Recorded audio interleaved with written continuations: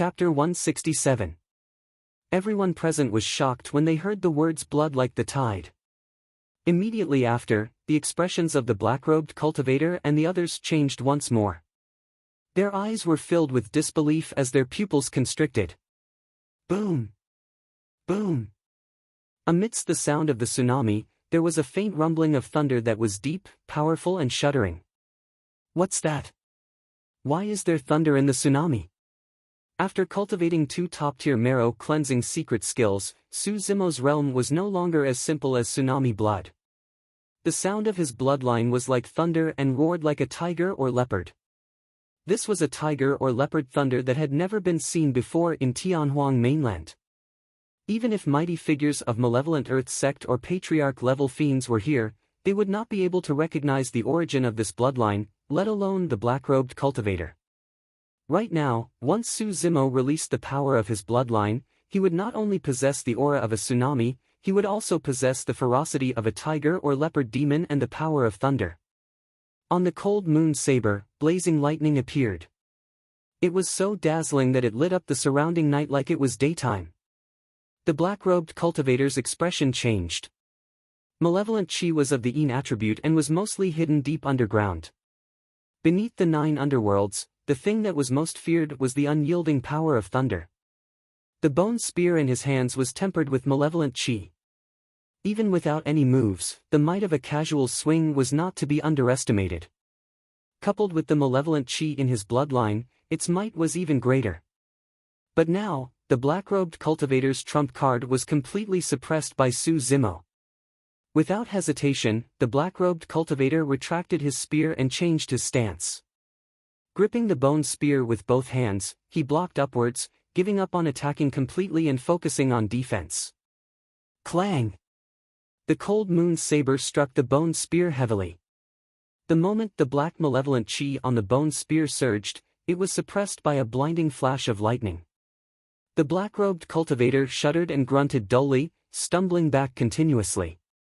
His entire arm was swollen and aching in an extremely uncomfortable manner. In reality, he was not weaker than Suzumo in terms of strength. However, malevolent chi was naturally countered by the power of thunder. Even if the black-robed cultivator had full strength, he could not release 70% of it and was forced back by a single slash from Suzumo. If even the fiend son of the malevolent earth sect was in such a state, the rest of them were even worse off. The surroundings were filled with saber lights and sword shadows. A group of malevolent earth sect cultivators had already surrounded them. Suzumo narrowed his eyes. It was unrealistic for him to kill the black-robed cultivator in a short period of time. If he was entangled by the black-robed cultivator, there was a high chance that he would be trapped. No matter how weak the malevolent earth sect cultivators were, they were still body-tempered cultivators. Suzumo did not dare to be careless. His eyes lit up, and he roared into the sky. He exerted strength in his legs and moved to the side. At the same time, he swung the cold moon saber in his hand. This saber was too fierce. With a snap, the weapon in the hands of the malevolent earth sect cultivator was sliced apart by Suzumo's saber. His entire body was sliced into 2 as fresh blood gushed out and his organs splattered all over the ground, filling the air with a bloody stench. Puff! Puff!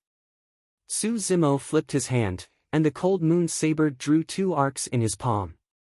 2 malevolent earth sect cultivators felt a sharp pain in their throats as thin streaks of blood appeared on their necks. After a slight pause, they spat out a blood mist. Suzumo moved to the side, carving out a path of blood with an indomitable stance. He did not stop at all, causing the weapons in the other directions to miss instantly. After Suzumo charged out, he did not stop at all as he turned back and charged back. Swoosh! With a single slash, his blood surged and thunder boomed. Ah! The malevolent earth sect cultivator on the other side hollered in rage. Channeling his blood chi, he used half of his body to lift up a huge shield and charged upwards. Boom! When the cold moon saber landed on the shield, a deafening sound exploded. Immediately after, the sound of bones cracking could be heard. Beneath the shield, the malevolent earth sect cultivator's face was ashen. Half of his bones were shattered as he collapsed to the ground, coughing out fresh blood. There was no way he could survive. That slash had everyone's teeth aching and their guts cracking. Suzumo did not know anything about saber techniques. His saber technique was completely developed by himself in actual combat. His saber moves were broad and wide, with a majestic aura and unstoppable force. Of all the malevolent Earth sect cultivators, the black-robed cultivator was the only one who could defend against Suzumo's strength, the rest could not.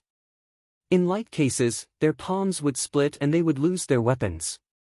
In heavy cases, they would die on the spot. Without anyone to defend against Suzumo head-on, the malevolent Earth sect cultivators could not form an encirclement. "Lad, you're from an immortal sect?" The black-robed cultivator frowned and asked sternly. "Immortal sect?" Suzumo frowned to himself. Ever since he joined Misty Peak, Suzumo understood many things that he did not know in the past. Not everyone in the cultivation world had the qualifications to call themselves immortal. Not everyone dared to call themselves immortal. Immortal cultivation, if immortality was that easy, what was the point of cultivating? Back in Pingyang Town, when he saw perfected being Song Lang, he thought that the latter was an immortal and that the faction behind him was an immortal sect. In reality, perfected being Song Lang could only be considered as a cultivator, and Iridescent Cloud's Palace was only one of the 5 major sects. It was not an immortal sect. In the territory of the Great Zhou dynasty, there were no immortal sections. When the black-robed cultivator saw that Suzumo did not say anything, he thought that he had guessed correctly and felt slightly better. The 9 immortal sects were on par with the 7 fiend sects. They were the top factions of Tianhuang mainland. If this green-robed cultivator was a successor of an immortal sect, it would make sense for his bloodline to be so frightening. "Fellow Daoist, you've got guts. As someone from an immortal sect, how dare you interfere in the matters of the fiend sects? From what I know, all the cultivators of the 7 fiend sects are here today. Apart from me, the other 5 fiend heirs are here as well." The black-robed cultivator sneered, "It's wise for you to leave now. Once you meet that lunatic from Overlord Palace, you won't be able to leave even if you want to." 7 fiend sects? Fiend heirs? Overlord Palace? Those terms were extremely foreign to Suzumo. He had never heard of them before. However, since they were all from the fiend sects, there was no difference to Suzumo. He could just kill them all. "Oh?" Suzumo raised his brow and asked instead, "In that case, you're the fiend heir of Malevolent Earth sect?" "That's right." The black-robed cultivator replied proudly. "That's great." Suzumo's eyes lit up and his killing intent intensified as he said coldly, "Since I've met you, I'll kill you first." The black-robed cultivator's heart skipped a beat in shock. He had not expected that not only did his words fail to scare off Suzumo, he even attracted his killing intent. Logically speaking, if anyone from the immortal sects heard about the gathering of the fiend heirs, they would definitely avoid them. The gathering of the fiend heirs was equivalent to the gathering of the top successors of the fiend sections. In Tianhuang mainland, which cultivator of the same cultivation realm would be foolish enough to linger here? Unless it was the legacy disciples of the 9 immortal sections. There was no way the black-robed cultivator would know that the reason why Suzumo was not afraid was not because he was skilled or bold, but because he was not from the immortal sects and had never heard of the 7 fiend sections. "Bloody hell, I've met another lunatic." The black-robed cultivator cursed internally. Which of the 9 immortal sects found such a freak? To think that I've King met him. Before he was done with that thought, Suzumo had already arrived before him. Boom! A gigantic ravine appeared on the ground with a terrifying might as Plow Heavenstride strode forward. Chapter 168. Striding forth with the Plow Heavenstride, Suzumo's aura intensified. At that moment, the black-robed cultivator felt as though he was hallucinating, as though a gigantic hole had been ripped open in the eternal skies above his head. Swinging his cold moon saber, Suzumo drew an arc in midair with a sinister saber chi and a chilling killing intent, slashing down viciously at the black-robed cultivator's head. The black-robed cultivator did not dare to take it head-on. Taking a sidestep, he slithered to Su Zimo's side and thrust his bone spear at a tricky angle like a venomous snake. Su Zimo narrowed his eyes. At that moment, Su Zimo had many options. He could use his cold moon saber to block the incoming bone spear or avoid its sharpness before pouncing for the kill. However, both of those options would cause the advantage and aura that Su Zimo had just accumulated to vanish into thin air. Furthermore, Su Zimo was not suited to be entangled with his opponent in a situation where he was surrounded by enemies. The best way to break out of this situation was to kill the black-robed cultivator with lightning speed and destroy the mental defenses of everyone from Malevolent Earth Sect. Against the incoming bone spear, Su Zimo's eyes lit up as he hollered, "Good timing." Without dodging or avoiding, Su Zimo suddenly reached out with his palm, spreading his fingers like a fan and grabbing towards the bone spear. At the same time, Su Zimo changed his stance at the last minute and stopped his downward slash forcefully. Flipping his wrist, he gripped his cold moon saber in a reverse grip and slashed towards the black-robed cultivator's neck. "You must have a death wish." The black-robed cultivator harumphed coldly. Nobody could defend against his bone spear with their bare hands. He believed that even that lunatic from Overlord Palace could not do it. The black-robed cultivator was confident that after crushing Su Zimo's palm, he would stab the latter's chest and pierce his heart, killing him on the spot. Just as Su Zimo's palm was about to make contact with the black-robed cultivator's bone spear, something happened. Suddenly, a ball of lightning appeared in Su Zimo's palm. It was bedazzling with electric snakes that crackled wildly. Lightning art. The black-robed cultivator's expression changed and he could not help but exclaim. Although Su Zimo's cold moon saber had flashed with lightning, no one thought too much about it. They thought that the cold moon saber was similar to the bone spear and was made of special spiritual materials. It was formed from lightning and belonged to the sharpness of a weapon. But now, Su Zimo had condensed a ball of lightning in his palm. What did this mean? The black-robed cultivator's first reaction was that this was a lightning technique. But on second thought, the black-robed cultivator rejected this idea.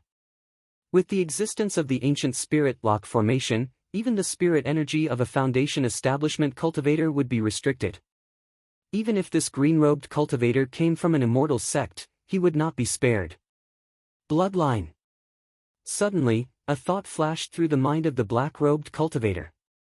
Before that, Su Zimo channeled his blood chi. Not only did it produce the sound of surging tides, it was also accompanied by rumbling thunder. The power of lightning must have come from his bloodline. Just as the black-robed cultivator was thinking about this, Su Zimo's palm had already landed on top of his bone spear. Instantly, the malevolent aura on the bone spear dissipated on the spot. The black-robed cultivator did not panic in the face of danger. Although the power of lightning could suppress the malevolent aura in the bone spear, Su Zimo's palm was made of flesh after all and could not be compared to his bone spear. The black-robed cultivator's expression was menacing and his eyes shone with violence. He roared and channeled strength in both arms, shaking his bone spear, wanting to crush Su Zimo's palm. Suddenly, the black-robed cultivator's expression froze. Suddenly, Su Zimo's palm went limp and coiled around his bone spear like a tongue. Bam! The bone spear trembled and let out a dull buzzing sound. Ah! The black-robed cultivator cried out in pain.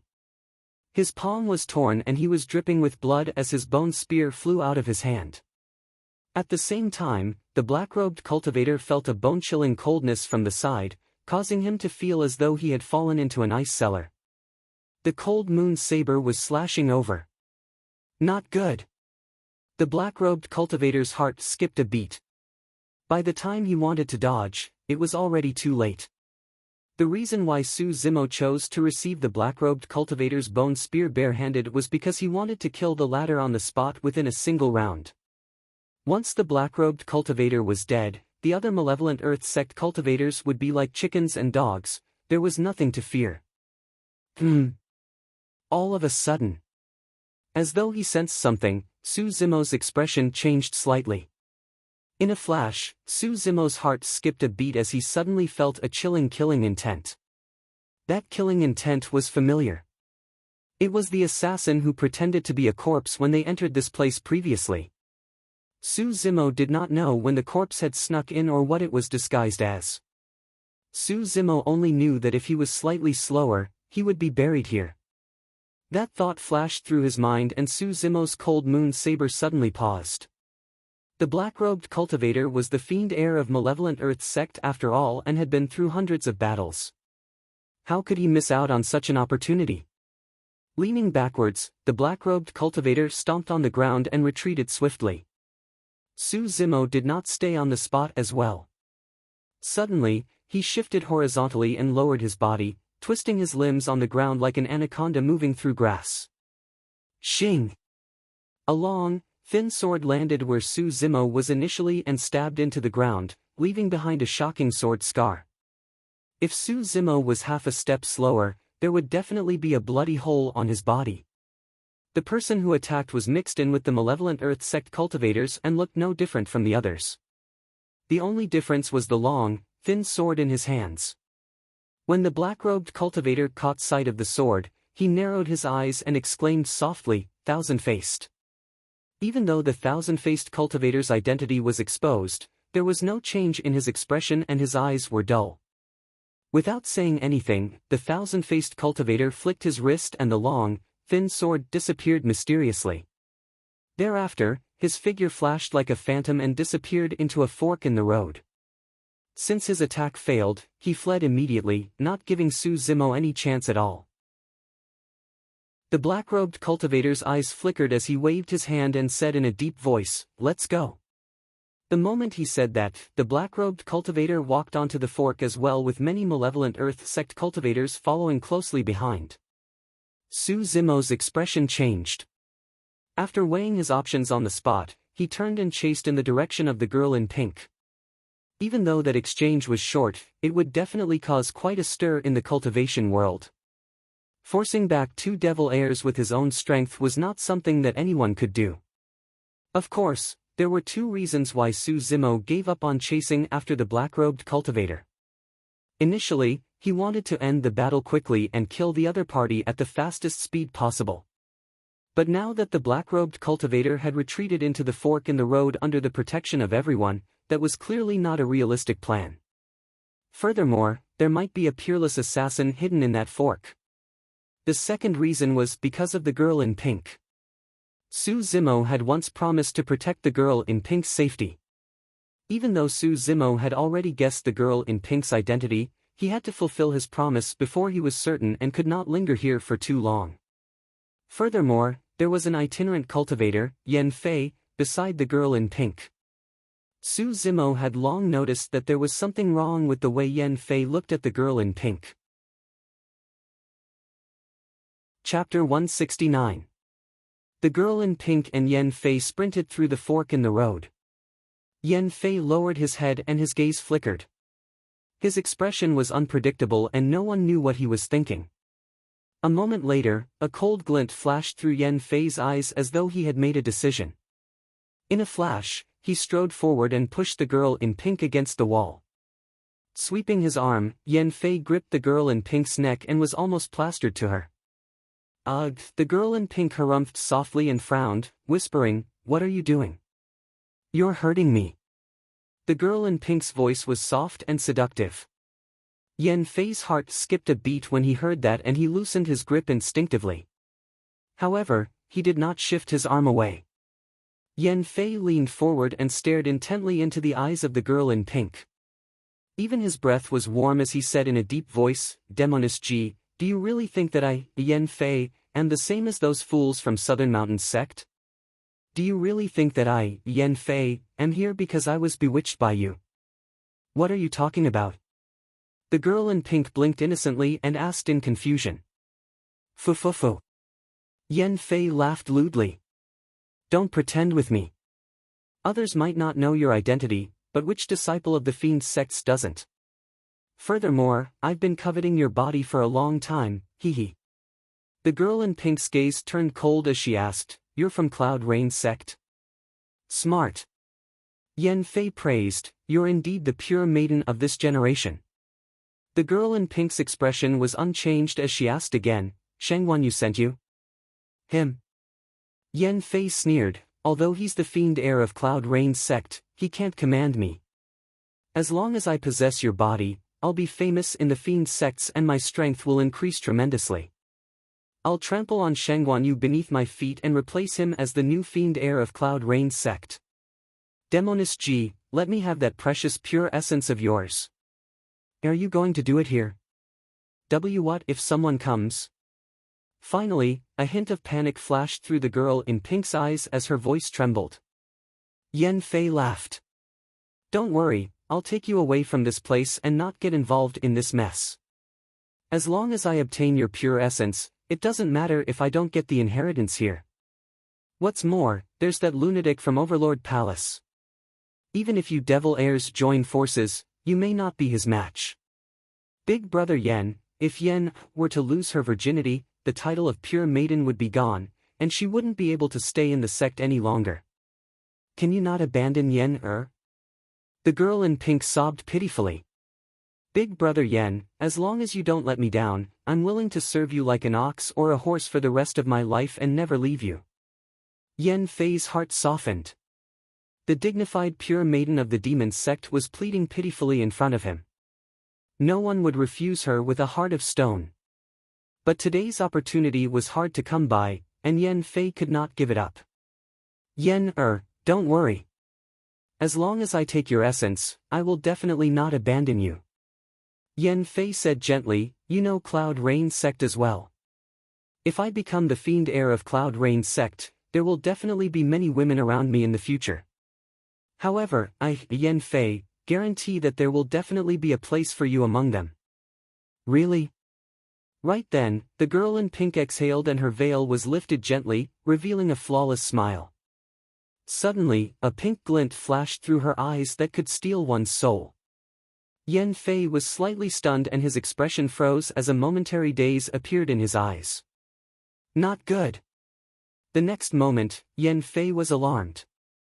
Just as he was about to exert strength with his arm, he felt a sharp pain in his chest and his strength drained rapidly. The moment Yan Fei was distracted, the girl in pink suddenly struck and punched Yan Fei's chest viciously, severely injuring the latter's heart.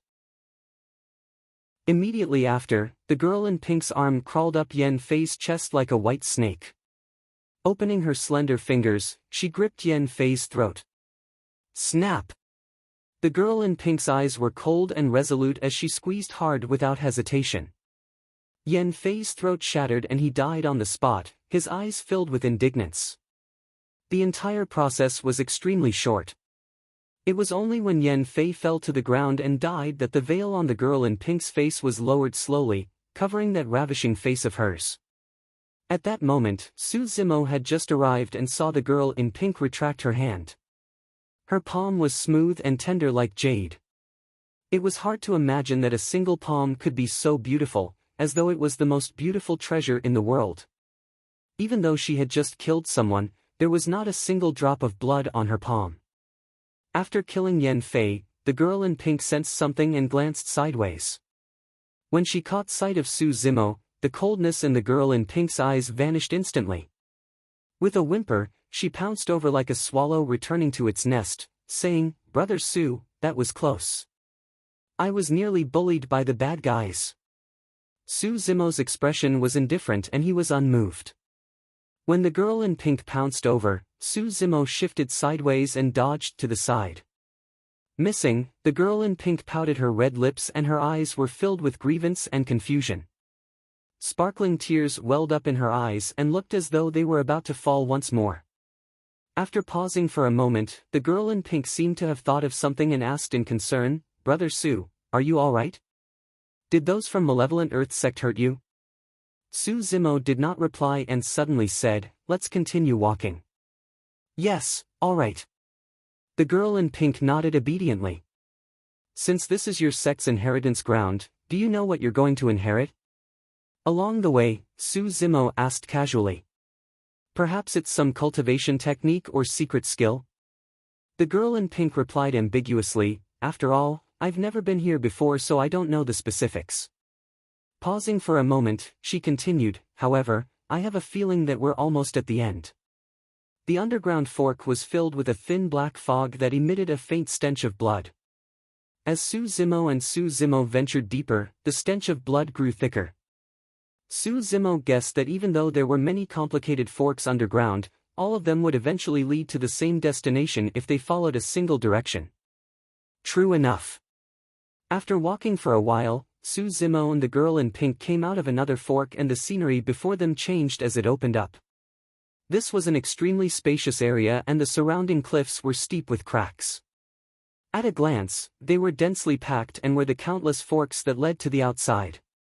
In the middle of this place was a gigantic pool that shimmered with light. The black fog was coming from the pool. Su Zimo focused his gaze and could not help but gasp as chills ran down his spine. The pool was dark and incomparably scarlet in color.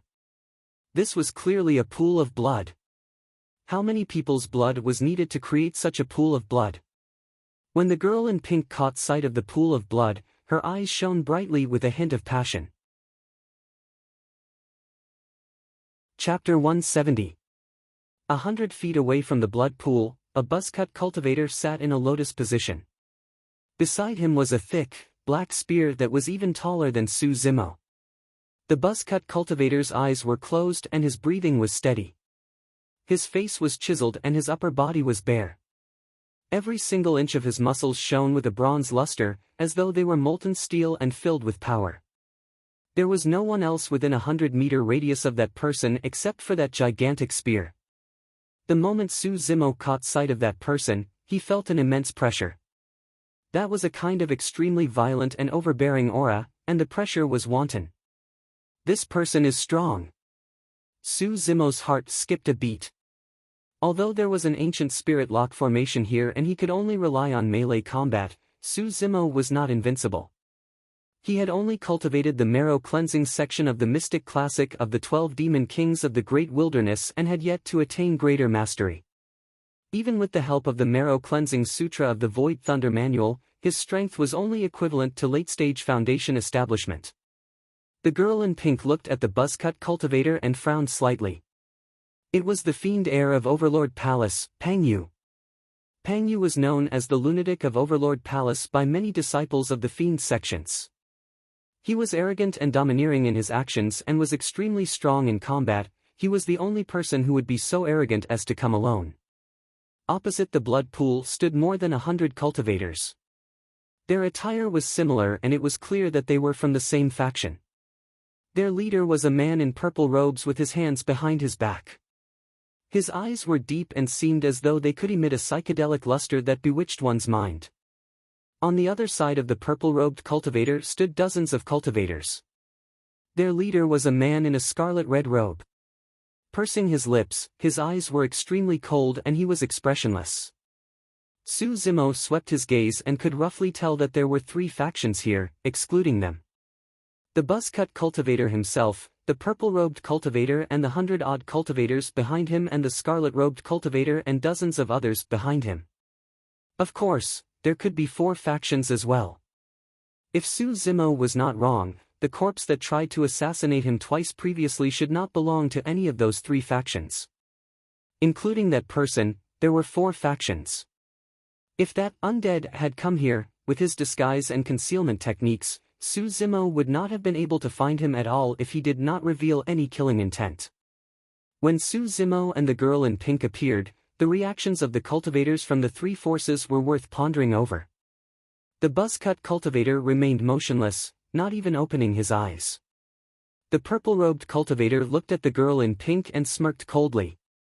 The blood-robed cultivator's expression was cold and he did not say a word. The 3 cultivators had one thing in common, which was that they had subconsciously ignored Su Zimo. Right then, a group of cultivators walked out from a fork in the road not far away.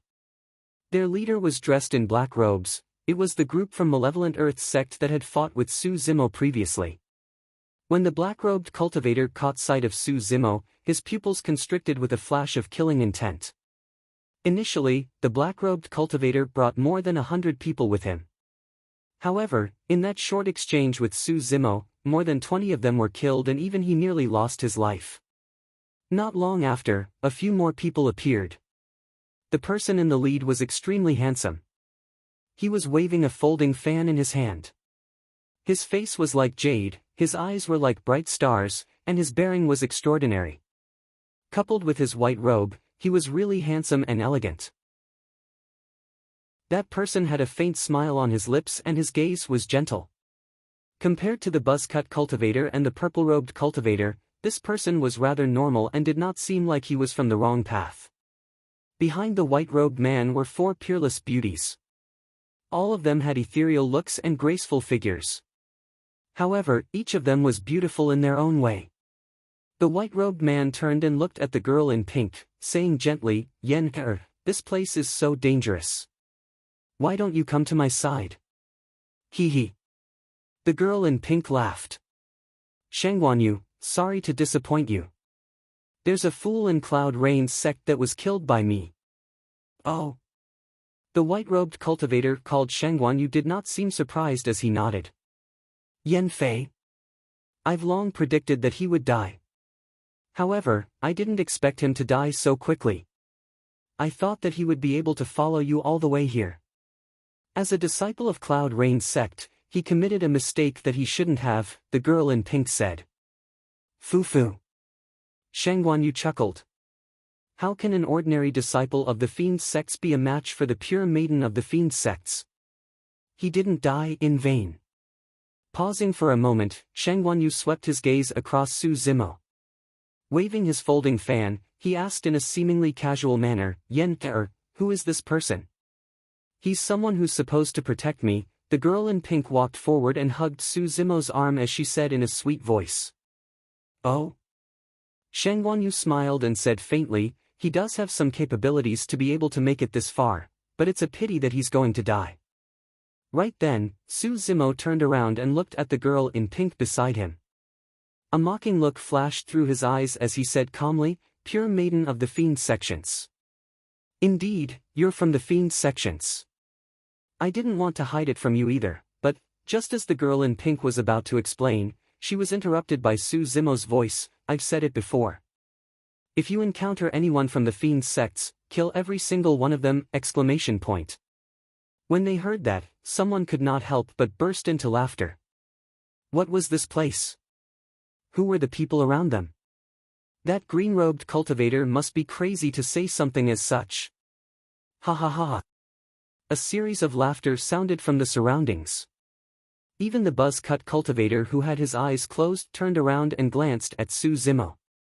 Who is this person? He's so funny. I don't know. Perhaps there's something wrong with his head and he's starting to spout nonsense. Almost everyone was laughing except for the black-robed cultivator of Malevolent Earth sect. Shangguanyu smiled. Yen-er, this cultivator is rather interesting. Even I'm a little reluctant to kill him." The girl in pink ignored everyone else and merely looked at Su Zimo, saying aggrievedly, "Brother Su, you promised to protect me." "Yes." Su Zimo nodded. However, his next sentence nearly caused the girl in pink to spit out blood. "I'm going back on my word," Su Zimo said expressionlessly.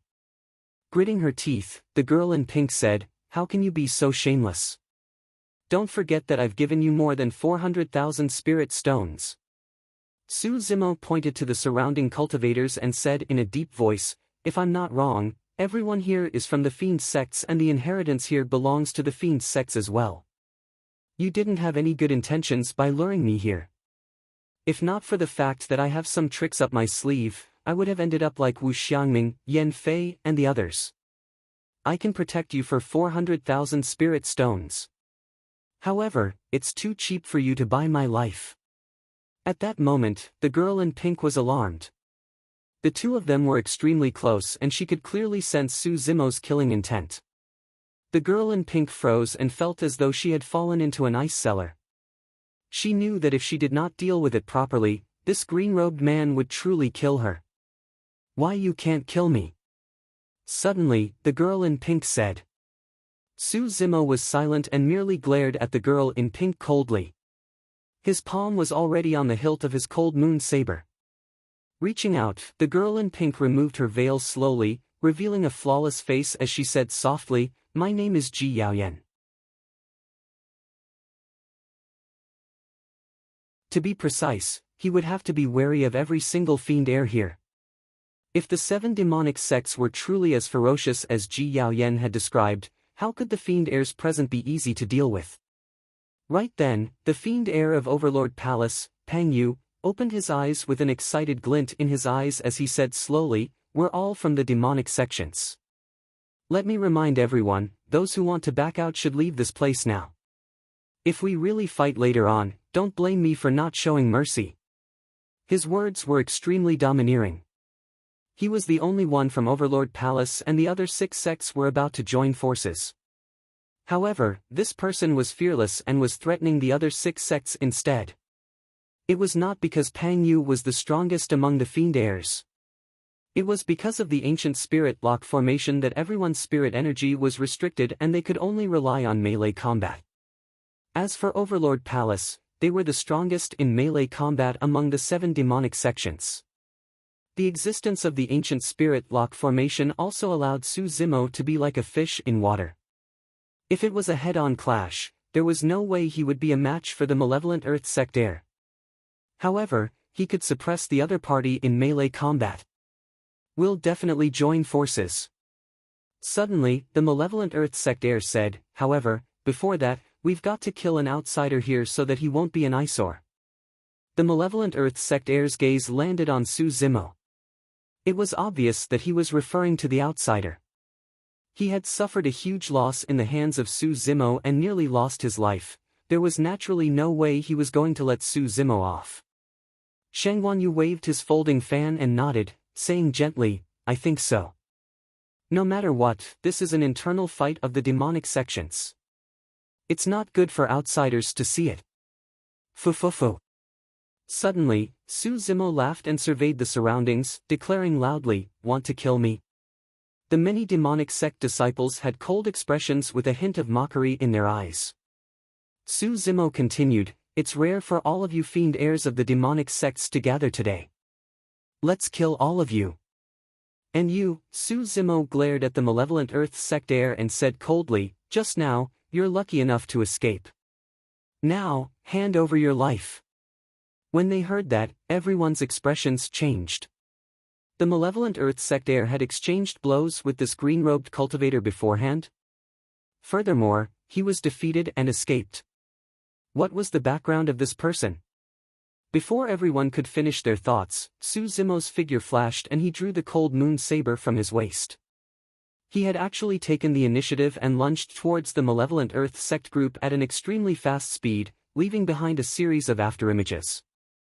Pang Yu of Overlord Palace exclaimed softly as the excitement in his eyes intensified. Given his eyesight, he could naturally tell how shocking the power released by Su Zimo's simple action was. "Interesting." Pang Yu grinned, as though he had caught sight of his prey. "Everyone, help me. This person is from the immortal sects." The malevolent Earth Sect heir retreated swiftly and hollered. He had already witnessed Su Zimo's strength and was naturally not foolish enough to take the latter head-on. "Someone from the immortal sects. How dare you? You don't know what's good for you." When they heard the word "someone from the immortal sects," many fiend sect disciples were filled with killing intent. Drawing their weapons, they sprinted over and surrounded Su Zimo. Su Zimo swung his cold moon saber and descended from the skies, as though he wanted to slice the voids into two. Even though the malevolent Earth Sect heir dodged, the 2 malevolent Earth Sect cultivators were the first to bear the brunt. Without hesitation, the 2 of them channeled strength in their arms and circulated their blood chi, raising their sabers and pushing upwards. Clang! The 3 sabers collided heavily. Crack! Crack! Crack! Immediately after, the steel sabers in the hands of the 2 malevolent Earth Sect heirs shattered into pieces. Both of them shuddered as though they were struck by lightning, spitting out blood as they were sent flying. Everyone was shocked. The might of a single slash was so terrifying. Chapter 172. Su Zimo was not someone who would allow himself to be slaughtered. Notwithstanding the fact that there was an ancient spirit lock formation here that restricted everyone's spirit energy, even if there wasn't, Su Zimo would not allow himself to be captured without a fight. Furthermore, he hated the fiend sects to begin with, and this was a rare opportunity. Even if he could not kill all 6 fiend heirs, he would definitely not allow them to receive the inheritance successfully. A chilling intent surged over from the side. Su Zimo glanced from the corner of his eye and saw multiple sword shadows. The sword shone with a strange light that was bedazzling. Illusion Fiend Cult's Fiend Heir. The power of that sword was not strong and could not even compare to the power released by the malevolent Earth Sect's Fiend Heir.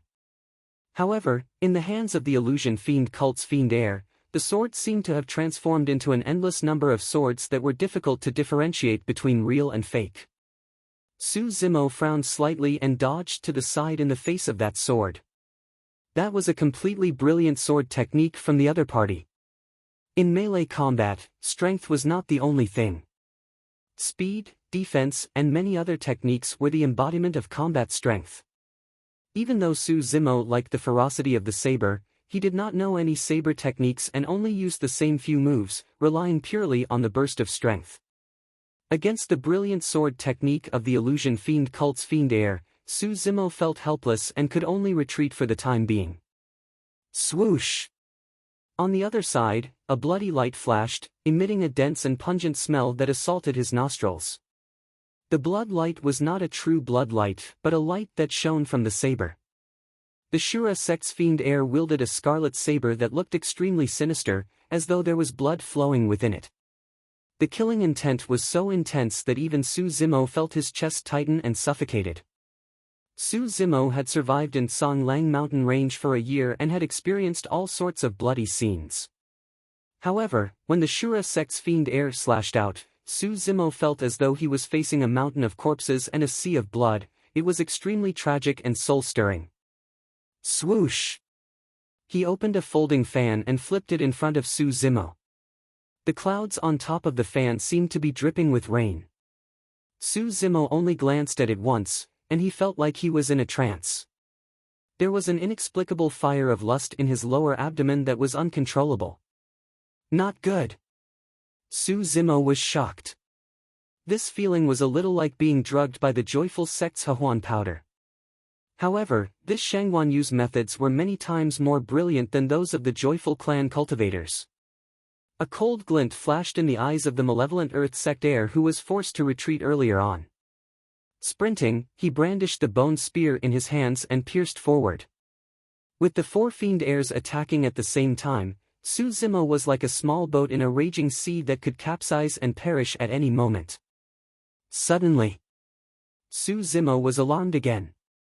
A wisp of bone-chilling killing intent appeared once again.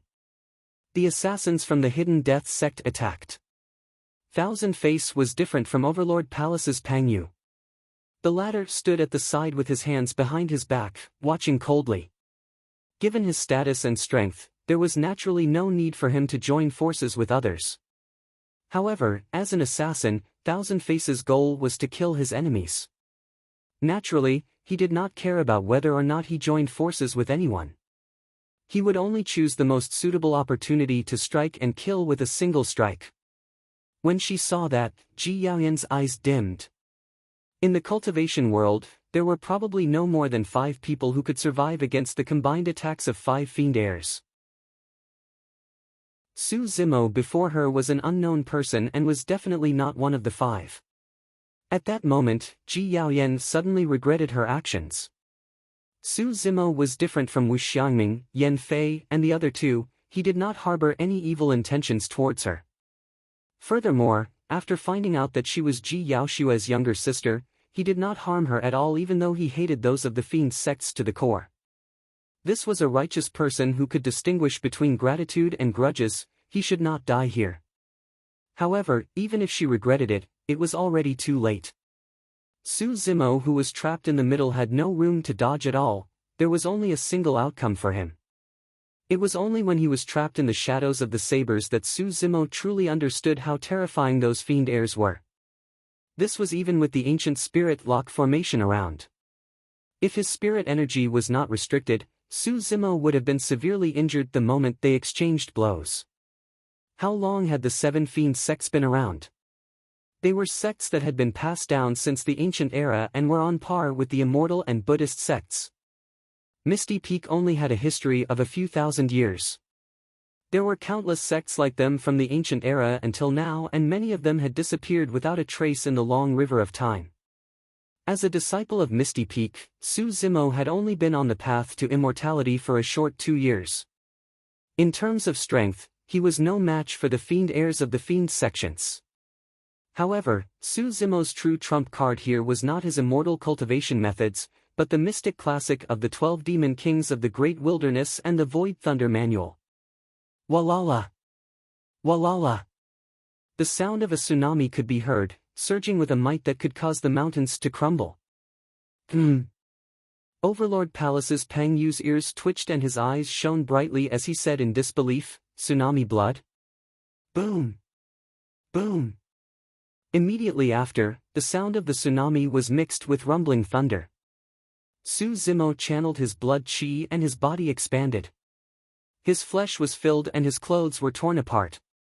The strong and ferocious bloodline flowed through his limbs and bones, extinguishing the lust in his heart instantly. Suzumo's eyes regained their clarity. Against the encirclement of the 5 fiend heirs, he was not afraid at all.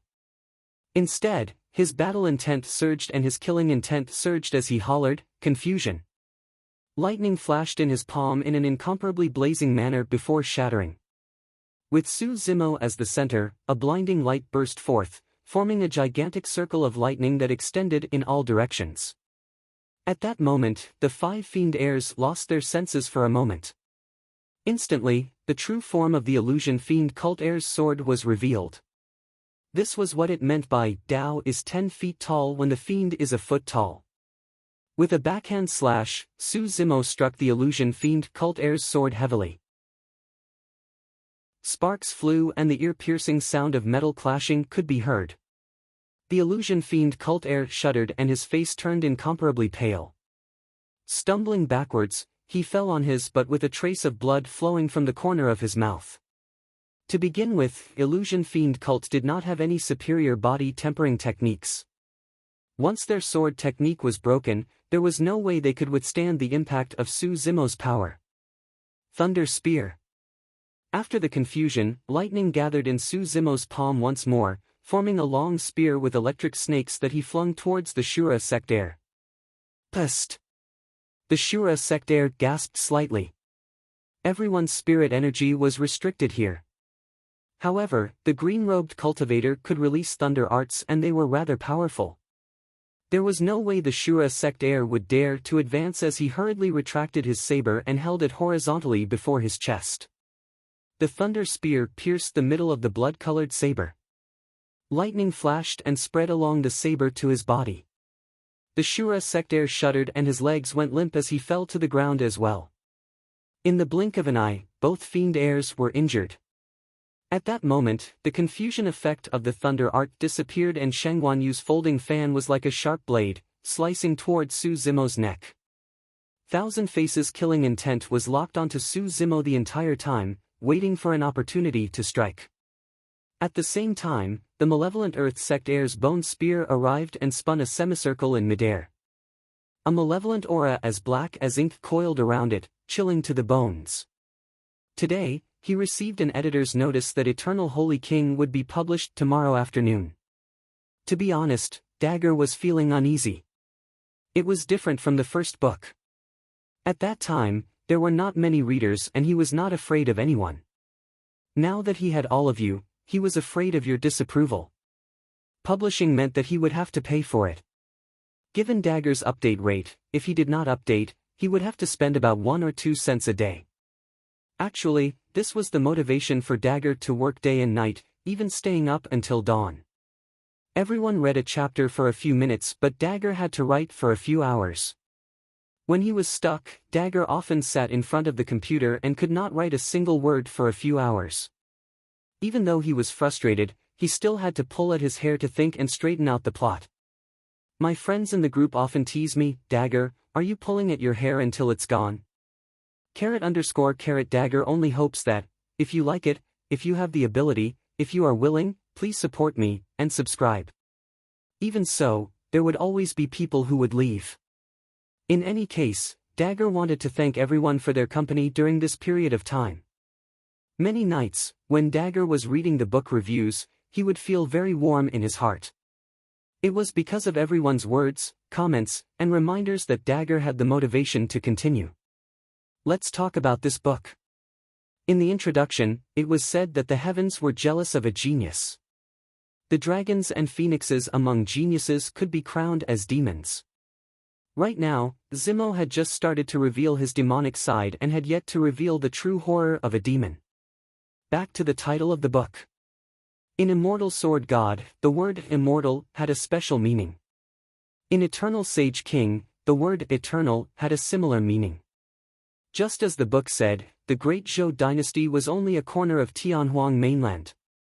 Now that Zemo had come into contact with the 7 fiend sects and heard about the existence of the immortal sects from the fiend heir, there were more than just the 7 fiend sects and 9 immortal sects in Tianhuang mainland.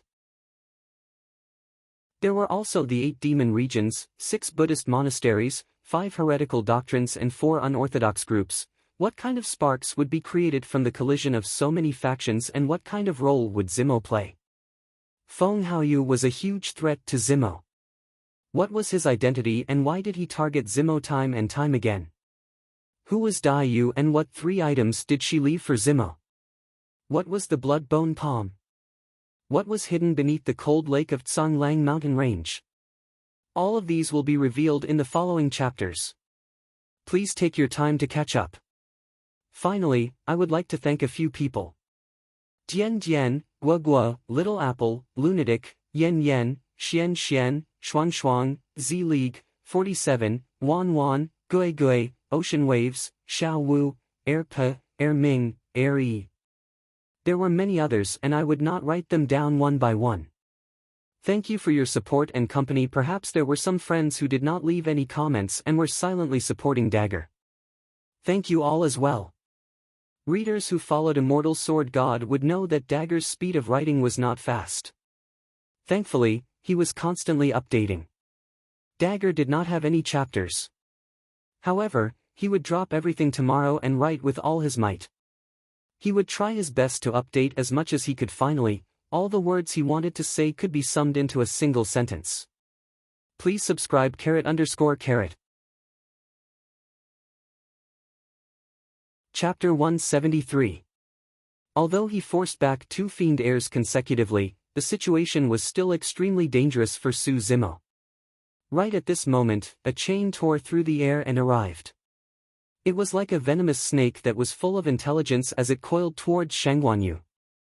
The chain shone with a cold light and a look of fear flashed through Shangguanyu's eyes. Not daring to be careless, she retracted her momentum and dodged backwards. Demoness Ji, what are you doing? Shangguanyu narrowed her eyes and hollered. That chain was Ji Yaoyan's weapon. When she saw Su Zimo trapped, she was filled with regret. However, even if she had attacked back then, she would not have been able to break out of the situation. The next moment, a change happened. Su Zimo released the torrential power of his bloodline in an incomparably domineering manner and forced back 2 fiend heirs with a thunderous momentum, causing the situation to change. Ji Yaoyan no longer hesitated and attacked right away. Due to her participation, the situation changed once more. 3 of the 5 fiend heirs were gone, leaving only the thousand-faced assassin and the malevolent earth sect heir. Actually, among the 5 fiend heirs, the thousand-faced assassin was the greatest threat to Su Zimo. That was because Su Zimo could not pinpoint the thousand-faced assassin's location at all. The moment that assassin appeared, it would be a sure kill. In a flash, Su Zimo's thoughts changed rapidly. Striding forward, he gripped the cold moon saber with both hands and slashed towards the incoming bone spear. The malevolent earth sect heir sneered.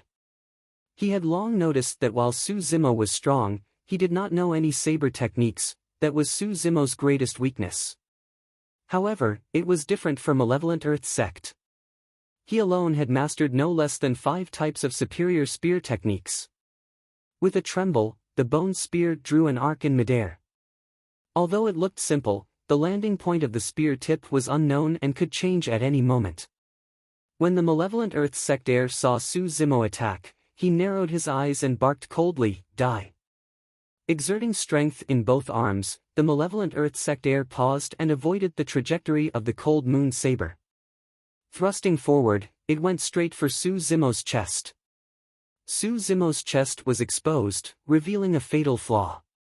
Right then, a ghostly figure flashed out from the fiend cult crowd that was initially surrounding. Instantly, it arrived behind Su Zimo and extended its palm. Under the gazes of countless people, a long and narrow sword suddenly appeared in his empty palm. It was thin as a cicada's wing and incomparably sharp. No one could clearly see how the sword appeared. However, at this moment, everyone knew the identity of the person who had attacked, the demon son of the hidden death sect, the thousand-faced assassin. If he did not attack, no one would he be able to attack, he would be, and he would be. His, Su Zimo's assassin, Zimo, and Su, and Su, he and Su. At that moment, Su Zimo had already used up all his moves. Against the incoming bone spear of the malevolent Earth Sectaire, it was already too late for him to retract his saber to block. Su and Su Zimo. Che! That was to dodge backwards. At that moment, the thousand-faced assassin appeared and stabbed out with his sword, cutting off Su Zimo's path of retreat completely. The thousand-faced assassin's timing was frightening. Even though they were merely spectators, everyone could not help but feel fearful. On the other side, Ji Yaoyan was completely entangled by Sheng Guanyu and could not extricate herself. In the blink of an eye, the situation took a turn for the worse and Su Zimo's life was hanging by a thread. Pang Yu of Overlord Palace shook his head and the excitement in his eyes faded gradually. To Pang Yu, Su Zimo was already a dead man. A dead man was not worthy of being his opponent. Nobody noticed that Su Zimo, who was in the center of the storm, had a calm expression and calm eyes that were frighteningly calm. Under normal circumstances, Su Zimo would indeed have no way out and would not be able to react in time. However, the current situation was completely due to Su Zimo's deliberate act of exposing an opening. If he did not reveal an opening, the thousand-faced assassin would not have appeared. That was way too much of a threat to him. As though he had expected the incoming bone spear, Su Zimo did not stop after his saber missed. Crouching on the ground, he used his limbs and slithered forward like an anaconda. When they saw that, everyone's eyes lit up and their hearts were filled with awe. Although that dodging action looked a little strange, it allowed him to avoid the incoming bone spear and thousand-faced assassin's sword perfectly. It was impeccable and resolved the danger into nothingness. All right. Pang Yu grinned and the fighting spirit in his eyes burst forth once more. However, the malevolent Earth Sectaire's heart skipped a beat when his spear missed. Without hesitation, he exerted strength in his legs and retreated with his spear in tow. A black shadow glided over on the ground at an extremely fast speed and arrived before them in the blink of an eye. Su Zimo leaped up with a murderous intent in his eyes. Raising his cold moon saber, he flicked upwards. Ah! The malevolent Earth Sectaire roared and blocked with his bone spear in front of his chest. Clang! The moment their weapons made contact, the malevolent Earth Sectaire knew that things were bad. When his bone spear collided with the cold moon saber, it was as though it had struck empty air without any impact. Not good, that's a feint. The malevolent Earth Sectaire's heart sank. Su Zimo scoffed coldly and retracted his cold moon saber the moment it made contact with the bone spear. Shifting his feet, he suddenly dodged to the side. A long, thin sword pierced from behind and brushed past Su Zimo's shoulder. It was a close shave. If Su Zimo had been half a step slower or tangled with the malevolent Earth Sectaire, he would not have been able to avoid that sword. The malevolent Earth Sectaire's expression changed and his pupils constricted. Almost at the same time that Su Zimo dodged, the sword pierced over and he was the first to bear the brunt of it, unable to react in time. Thousand-faced assassin! The malevolent Earth Sectaire shrieked. Impressive, he reacted quickly and raised the bone spear in front of his chest instinctively. The thousand-faced assassin felt his vision blur. When the figure flashed, he realized that something was amiss and retracted his stance. Clang! The sword and bone spear collided. Poof! Immediately after, a flash of blood appeared. The malevolent earth sectaire grunted dully and shuddered in pain with a pale face. That sword should have pierced his chest. However, after his bone spear blocked it and the thousand-faced assassin retracted his stance, the thin sword merely pierced his shoulder blade. Right then, the thousand-faced assassin suddenly felt his heart skip a beat as a bone-chilling killing intent surged over and shrouded his surroundings. Not far away, Su Zimo drew his bow and nocked an arrow. He had 4 arrows left. Right now, all 4 arrows were nocked and bowed to the fullest. They were aimed at the thousand-faced assassin who had just appeared. It was only at this moment that the thousand-faced assassin realized that the person Su Zimo wanted to kill the most was him. If he did not appear, Su Zimo would have to be on tenterhooks the entire time to guard against his assassination. Even if he had many tricks up his sleeves, he might not be able to unleash even half of them.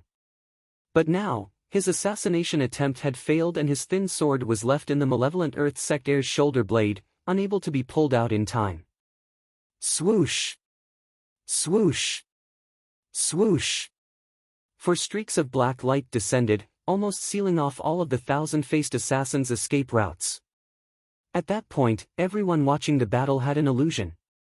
On the surface, it seemed like the 5 fiend heirs were attacking the green-robed cultivator. However, right from the beginning, the green-robed cultivator had the initiative and was in control of the situation. In fact, he was even leading everyone around. Right now, even the thousand-faced assassin who appeared mysteriously had fallen into the green-robed cultivator's trap. A thought flashed through everyone's minds. Who is that person? Chapter 174. Even though he knew that he was in danger, the thousand-faced assassin remained expressionless. Drawing his sword, he suddenly curled up into a ball and spun in midair like a tortoise. The long and narrow sword formed a beautiful sword light around his body, dazzling everyone's eyes. This was an extremely famous defensive technique of Hidden Death's sect. On the one hand, curling one's body could reduce the chances of being injured. On the other hand, the sword danced and formed a sword shadow barrier with the power of rotation. It was difficult for water to enter and could defend against enemies from all directions. Cling! Clang! Clang! The 4 black lights collided against the sword beam and let out a series of crisp sounds. The 4 arrows were all blocked. After shooting the 4 arrows, Su Zimo tossed the sanguine crystal bow aside casually. Without stopping, he dashed towards the thousand-faced assassin in a flash, the cold moon saber in his hands exuding a chilling killing intent. Naturally, Su Zimo did not think that he could kill the fiend heir of Hidden Death's sect with just 4 arrows. Those 4 arrows were merely Su Zimo's first move, his true killing move was yet to come. Although the thousand-faced assassin blocked the 4 arrows, the power of the arrows still caused his body to stagnate slightly. Right at that moment, Su Zimo arrived before him. Without a word, he raised his cold moon saber and slashed at his face. There was no technique to that slash. However, it brought with it an unparalleled aura. His bloodline surged and the lightning blazed in a menacing manner. The thousand-faced assassin could not dodge and could only take it head-on. It was not that he did not want to dodge, but Su Zimo had forced him into a corner. Every single step was calculated with extreme precision and he did not give the assassin any chance to catch his breath. Clang! The sword and cold moon saber collided and let out a jarring sound. The thousand-faced assassin shuddered and his arms went numb. The web between his thumb and index finger was torn and dripping with blood, he could barely hold on to his weapon. The sword was bent by the immense power of the cold moon saber at a shocking angle. Just as it was about to hit the thousand-faced assassin's chest, something happened. Due to the curved blade, the tip of the thousand-faced sword strangely jumped up as if it was alive, silently stabbing towards Su Zimo's neck. If Su Zimo had continued to exert force with this slash, Thousand Face would have been heavily injured at most, but Su Zimo's throat would have been pierced on the spot. The assassination methods of the Hidden Death sect were unpredictable and beyond the imagination of ordinary people. If one was not careful, they would be killed. Su Zimo was alarmed. He saw the tip of the sword coming at him from the corner of his eye. He retracted his saber and stepped forward. On the surface, it looked like it was just the tip of a foot, but with Su Zimo's bloodline and strength, a single step was no different from a spear thrust. Suddenly, Su Zimo seemed to have sensed something and changed his move at the last moment, pulling his leg back. A dagger had appeared in the Thousand Faces' other hand at some point in time. It was waiting there for Su Zimo's kick. As expected of the fiend heir of Hidden Death sect, Su Zimo praised internally, feeling a little regretful. Just now, he thought that he would definitely be able to kill the Thousand-Faced Sword with his meticulous plan. To think that it would still be resolved by the other party's complicated methods. Of course, although the Thousand-Faced Sword managed to escape with his life, he did not have it easy either. After taking Su Zimo's slash head-on, the Thousand-Faced Sword's organs were shaken. Not daring to linger, he tapped his feet and passed through the crowd, darting into a fork in the road and disappearing in the blink of an eye. Although that threat was temporarily removed, nobody could guarantee that the Thousand-Faced Sword would not return. Everyone, attack together. Let's kill that lad first. Illusion Fiend Cult's heir hollered with a dark expression. The fiend heir of Shura sect nodded and waved his hand. The cultivators of Illusion Fiend Cult, Shura sect and Malevolent Earth sect swarmed forward and a great battle broke out once more. On the other side, Sheng Wanyu looked at Ji Yaoyan, who was pestering him endlessly and gradually lost his patience. Frowning, he asked, Demoness Ji, are you still going to continue pestering him? Who is that lad to you? Why do you care? Ji Yaoyan smiled playfully and looked at Sheng Wanyu playfully. Sheng Wanyu waved his hand and the four beautiful women behind him appeared in a flash. There's no need to hold back. Kill her. Sheng Wanyu pointed at Demoness Ji with a cold gaze. Hee hee. Ji Yaoyan was fearless as she chuckled. Sheng Wanyu, it's not certain who's going to be the one to kill who. Swoosh, swoosh, swoosh. The four women arrived beside Ji Yaoyan and surrounded her. Wielding the swords in their hands, they moved elegantly and cooperated extremely well, as though they had cultivated some sort of combo technique. Retracting her smile, Ji Yaoyan danced with her chains, forming a barrier around her that was impenetrable. Sheng Wanyu swayed at the periphery and fanned himself gently. Although he looked relaxed, he was actually waiting for an opportunity to strike and suppress Ji Yaoyan. Clang! Clang! Clang! On the other side, a great battle had already broken out. Against the encirclement of many fiend sect cultivators, Su Zimo wielded his cold moon saber fearlessly. His killing intent was torrential as he relied on his sharp spirit perception and flesh petrification to barge through the crowd. Poof! Poof! Poof! Fiend sect cultivators fell to the ground one after another as blood spewed from their bodies. Nobody noticed that the blood on the ground was flowing towards the blood pool in the center as though it was being drawn by something. Su Zimo did not have much power of thunder in his bloodline and could no longer release thunder arts. Illusion Fiend Cult's Fiend Heir's Bewitching Sword Technique, Shura Sect's Fiend Heir's Torrential Saber Technique and Earth Malevolent Sect's Superior Spear Technique all caused quite a bit of trouble for Su Zimo. Coupled with the fact that Fiend Sect cultivators were constantly attacking him, Su Zimo could not guarantee that he would be unharmed. Amidst the flashes of the sabers and swords, Su Zimo could only try his best to avoid his vitals while killing his enemies, exchanging the lightest injury for a life of his opponent. Before long, Su Zimo's body was drenched in blood. Some of it was his blood, but most of it was the blood of the Fiend Sect cultivators. The more the three Fiend Heirs and Fiend Sect cultivators fought, the more shocked they became. The green-robed cultivator did not seem to know fatigue and the wounds on his body did not cause him much trouble. How could they know that Su Zimo's recovery speed was extremely frightening and his stamina was shocking? Those light injuries were nothing to him. Dong! Right at this moment, a muffled sound suddenly came from the area, and the ground shook as well. Narrowing his eyes, Pang Yu's gaze landed on the blood pool not far away. This muffled sound came from the blood pool. Furthermore, the moment the thud sounded, a gigantic bubble appeared on the surface of the blood pool, causing ripples. Many fiend sect cultivators were dazed. However, Su Zimo did not think too much about it. Striding forward, he waved his fist and punched a fiend sect cultivator's chest heavily. Snap! The sound of bones cracking could be heard as the person's chest caved in deeply and his organs were crushed. The person was sent flying by Su Zimo's punch and fell far away, landing in the blood pool coincidentally. Almost instantly, the person's flesh fell off and disappeared into the blood pool, leaving behind a sinister skeleton that lingered on the surface of the blood pool for a moment before sinking. Chapter 175. Many fiend sect cultivators' expressions changed slightly when they saw that. However, the glint in their eyes intensified. Su Zimo did not know what the inheritance of this place was.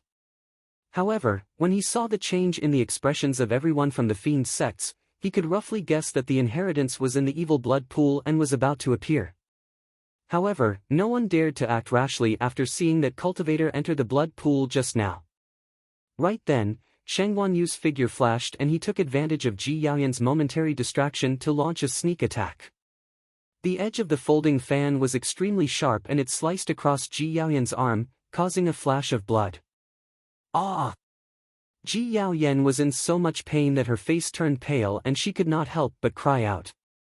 When he saw that, Su Zimo's eyes surged with killing intent.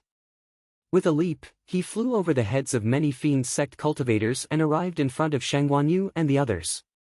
Swoosh! The cold moon saber descended from the skies and slashed down with an indomitable aura.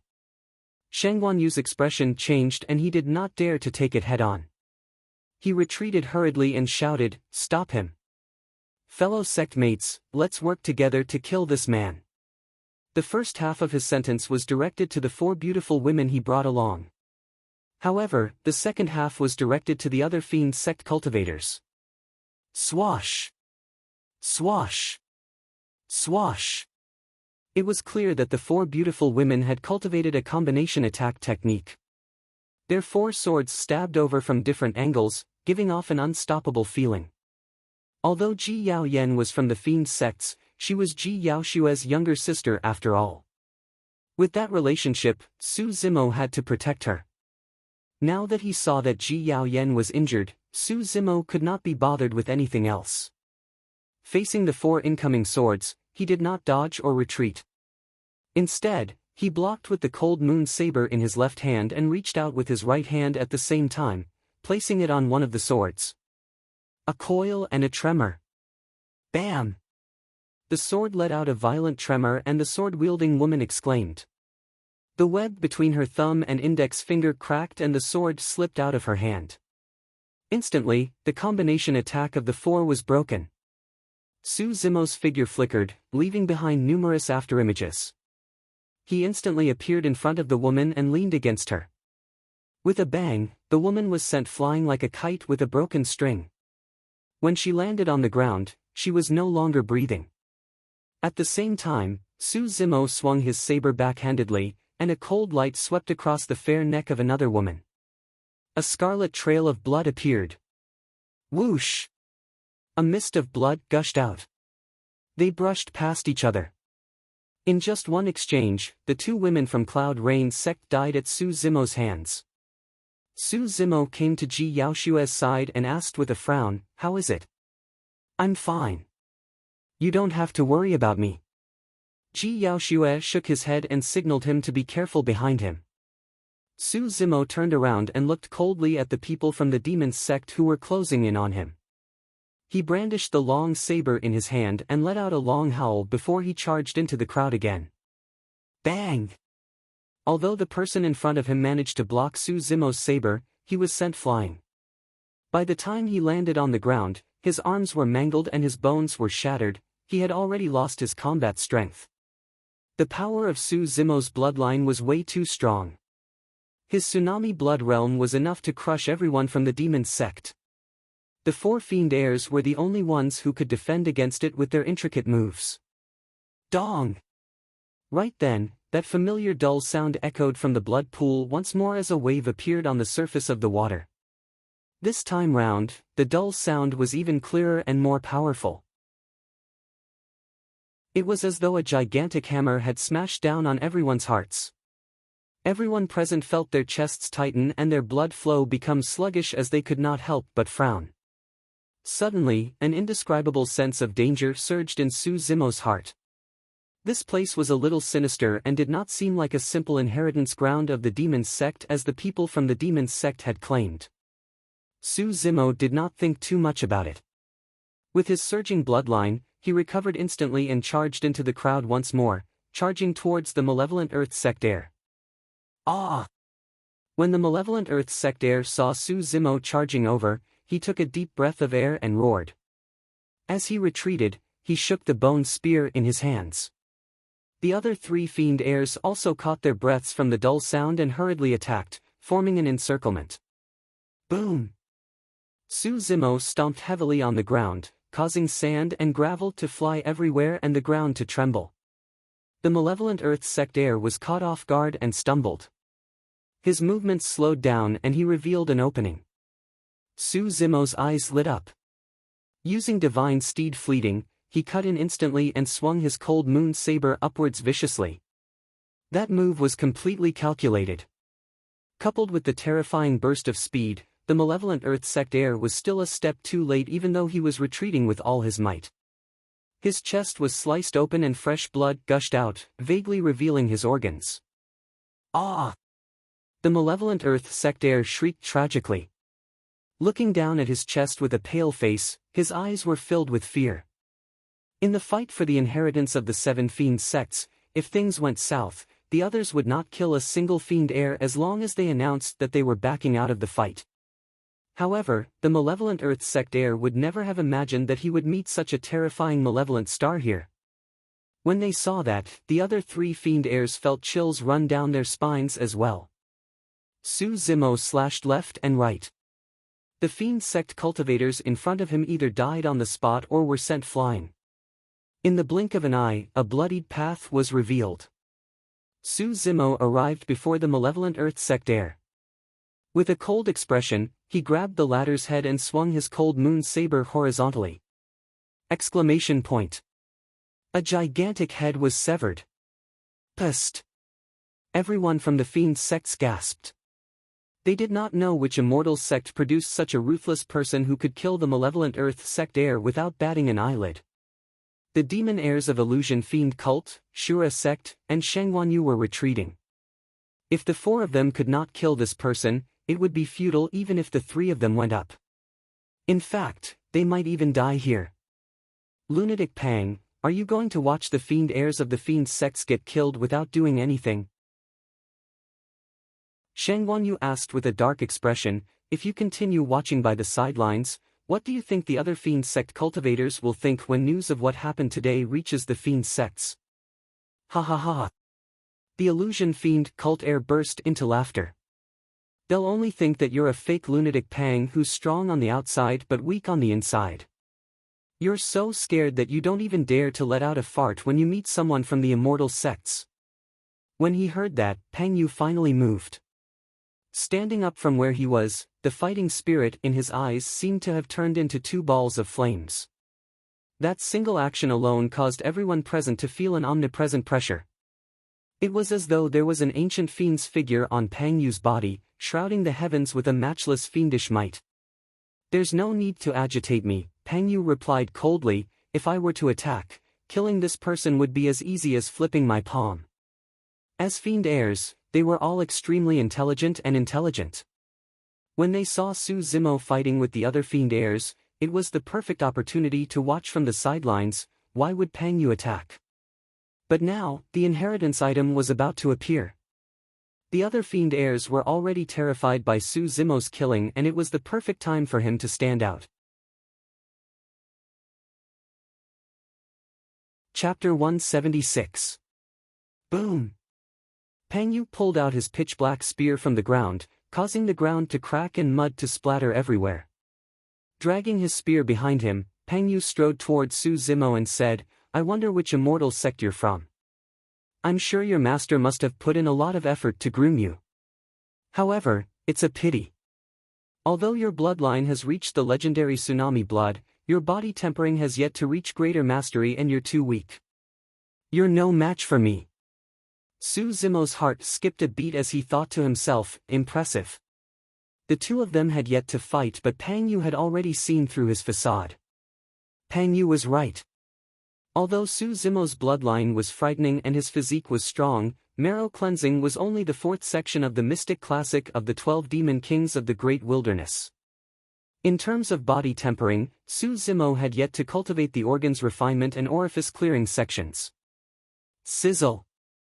The tip of the spear streaked across the ground with a strange sound. That sound was accompanied by Pang Yu's heavy footsteps. Ta! Ta! Ta!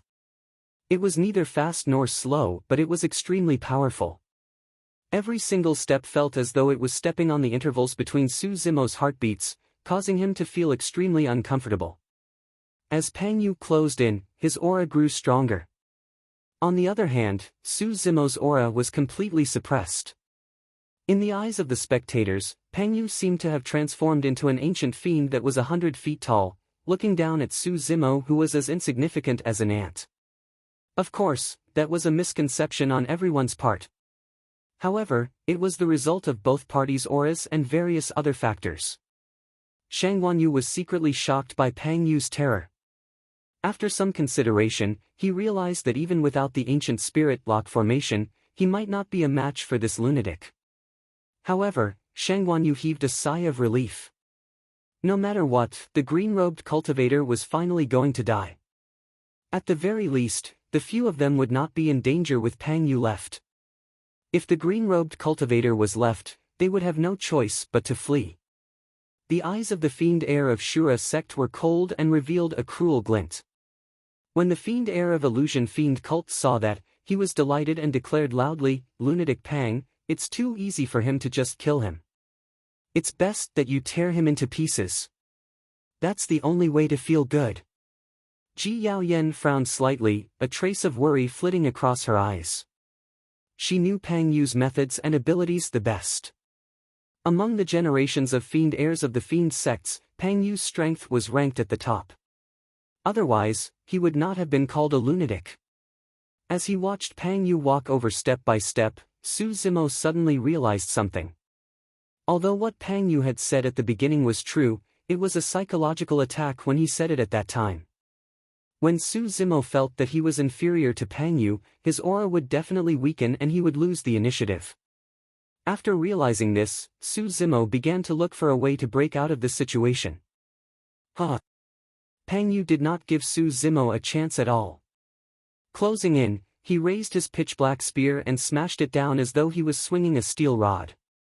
The wind howled in a soul-stirring manner. Without hesitation, Su Zimo shifted sideways and dodged immediately.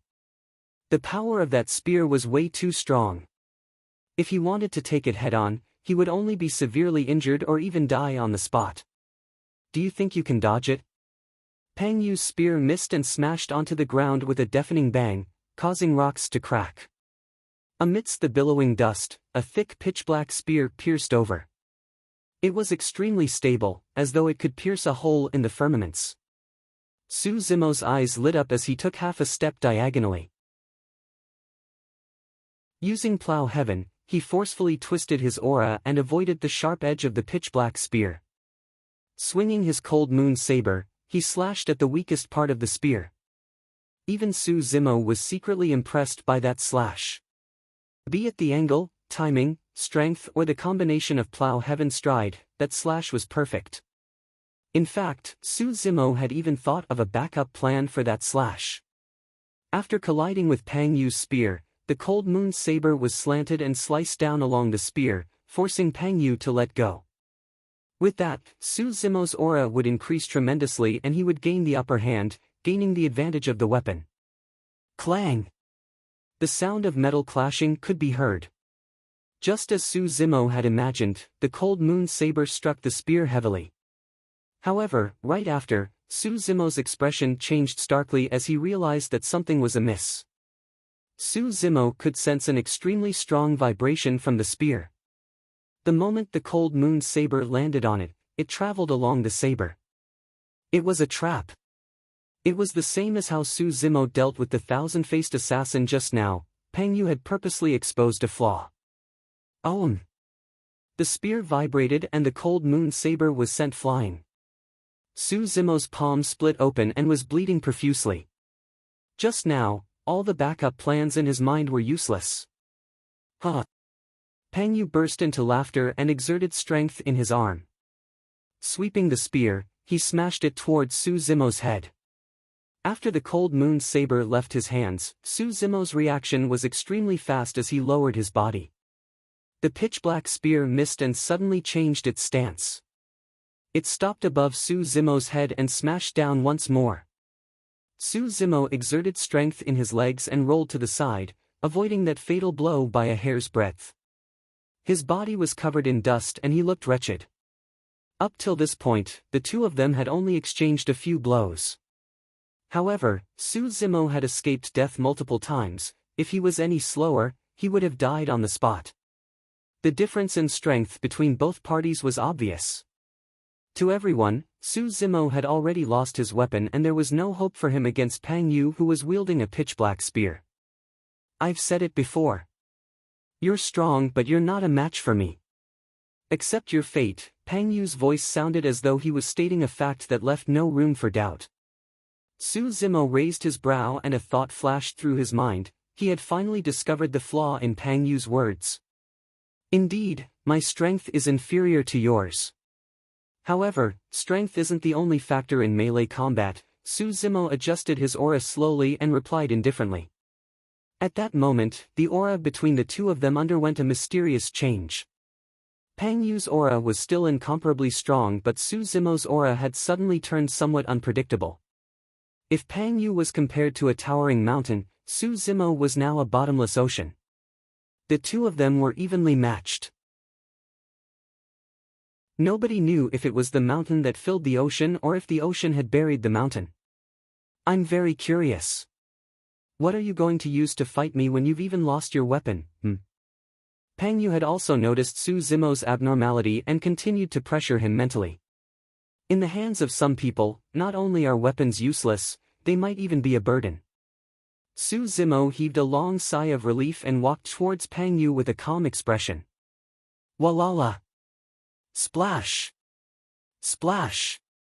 Boom! Boom! Huff! There was a series of strange sounds. It was the tiger-leopard thunderous roar that sounded within Su Zimo's body. Su Zimo's aura was rising continuously. If anyone were to close their eyes, an extremely shocking image would appear in their minds. It was a tall and mighty ancient demon with bloodshot eyes. Walking step by step through the torrential tsunami, it was shimmering with lightning and could not be looked at directly. Chapter 177. When Pang Yu saw Su Zimo walking over step by step with an increasingly powerful aura, he did not wait any longer. Waving the pitch-black spear in his hands, he strode forward and thrust it towards Su Zimo. The spear, which had turned complicated into simple, brought with it an unparalleled power, and arrived with a loud bang. Su Zimo's expression was unchanged as he sidestepped and dodged the spear. No matter what, Su Zimo was still no match for Pang Yu in terms of strength. Furthermore, Su Zimo had already lost his weapon and was bare-handed. There was no way he could fight Pang Yu head-on. The pitch-black spear danced in Pang Yu's hands like a gigantic black dragon. Everywhere it passed, its might was unbridled, as though it could destroy everything. Su Zimo retreated continuously and the space he had to dodge decreased. He was completely restricted by Pang Yu. Everyone could tell that as long as this carried on, Su Zimo would definitely be defeated before long. However, the strange thing was that no one could see any hint of panic in Su Zimo's eyes, only calmness and composure. Dong! Right then, a dull thud sounded from the blood pool once more. Everyone's expressions changed and their hearts skipped a beat. Immediately after, the blood in the blood pool began to swirl slowly, as though it was attracted by some sort of force. Before long, a gigantic vortex appeared in the middle of the blood pool and deepened. Everyone from the fiend's sects were invigorated and realized that the inheritance of this place was finally about to appear. In the fiend's sects, no matter who obtained the item in the blood pool, they would be reborn completely. If an ordinary fiend sect cultivator obtained it, there was a chance that he could replace the fiend heir. If the fiend heir obtained it, there was a high chance that he would become the strongest fiend heir of the 7 fiend sects. Who wouldn't be interested in a treasure as such? Even Pang Yu was slightly absent-minded as his hands slowed down by half a beat. Right then, Su Zimo's eyes lit up and he suddenly reached out with his palm. Lightning flashed in his palm as he grabbed the pitch-black spear and twisted it. Pang Yu reacted extremely quickly and realized that something was amiss. Gathering his blood chi on his arms, he channeled all his strength and stabilized the pitch-black spear. This was an absolute suppression in terms of strength. However, Pang Yu's expression changed immediately after. The lightning in Su Zimo's palm quickly spread through the pitch-black spear and into his body. Pang Yu's entire body shook as if he had been struck by lightning. His arm felt like it was being pierced by needles, and he almost let go of the pitch-black spear. Voila! Pang Yu hurriedly channeled his bloodline and purged the rampant power of thunder that had entered his body. Stabilizing his body, he took a deep breath and was about to counterattack. At this moment, Su Zimo had already made use of this opportunity to dash in front of Pang Yu. Su Zimo bent his legs slightly, seemingly kneeling yet not kneeling. With a smile on his face, his palms seemed to be holding up an immortal fruit as he sent it towards Pang Yu's mouth. When he saw that stance, for some unknown reason, Pang Yu felt his scalp tingle as a chill ran down his spine. The Sanguine Ape Fruit offering was a killer move from the mystic classic of the 12 Demon Kings of the Great Wilderness. Pang Yu retreated and wanted to withdraw his pitch-black spear to block in front of Su Zimo. However, Su Zimo followed him like a shadow. He was like a maggot in a tarsal bone, and the distance between them was never more than an arm's length. That was a very particular distance. Although Pang Yu's pitch-black spear was shockingly powerful, it became a burden at that distance instead. Wielding his spear with one hand, Pang Yu pushed his other arm down, wanting to block Su Zimo's palms. A cold glint flashed through Su Zimo's eyes as he changed his stance at the last minute. Grabbing Pang Yu's wrists with both hands, he released the power of his bloodline and tore them to both sides. At the same time, Su Zimo bent his knee and charged forward like a galloping horse. It was still the same killing move, Divine Steed Dismemberment. Bang! Su Zimo's knee struck Pang Yu's chest heavily and a dull thud could be heard. Pang Yu's body shuddered as he staggered in retreat. His face flushed with blood before disappearing instantly.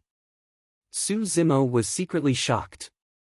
If it was anyone else, even if their chest wasn't crushed, their arms would have been ripped off forcefully after being struck by Divine Steed Dismemberment. But now, Pang Yu merely staggered a couple of steps back after receiving that killing move without losing his combat strength. Instead, his ferocity was aroused. How strong and terrifying was his physique? What Su Zimo did not know was that Pang Yu was even more shocked at the moment. Initially, he thought that Su Zimo's strength would not be able to threaten him at all. However, that move earlier on caused a tearing pain in his arms. The bones in his chest felt like they were about to shatter, his heart stopped and even his organs were shaken. Killing intent surged in Pang Yu's eyes as his battle intent surged. With a furious roar, he tossed his pitch-black spear aside and lunged towards Su Zimo with both hands. When he saw that, Su Zimo praised internally. For Pang Yu, the only way to break out of this situation was to toss away the weapon in his hands. However, not everyone could react in the midst of such an intense battle. Even if they thought of that, they might not have the courage to toss away their weapons. However, Su Zimo had seized the initiative and would not give Pang Yu a chance to make a comeback. Indeed, he did not know saber techniques. However, There were way too many melee killing moves in the mystic classic of the 12 demon kings of the great wilderness. Pang Yu clenched his fists and closed in from the sides like two mountains, charging toward Su Zimo's head. Su Zimo did not dodge or avoid. Instead, he took a step forward and executed the stance of plow heaven stride. Keeping his arms by his sides, he suddenly bent his body and pushed forward. Bovine moon gazing. Not only did that move avoid Pang Yu's killing move, it even retaliated. Good move. Pang Yu's eyelids twitched wildly as he changed his move at the last minute. Retracting his arms, he blocked in front of him and was prepared to block Su Zimo's fists while sweeping his leg at the same time. Su Zimo changed his move as well. Suddenly, he lowered his body and was almost sprawled on the ground. Using his limbs, he slithered in front of Pang Yu like a gigantic anaconda. After Anaconda's stirring grasp closed in, it was his ultimate killing move, Anaconda Coil. Su Zimo's body elongated as though he was boneless.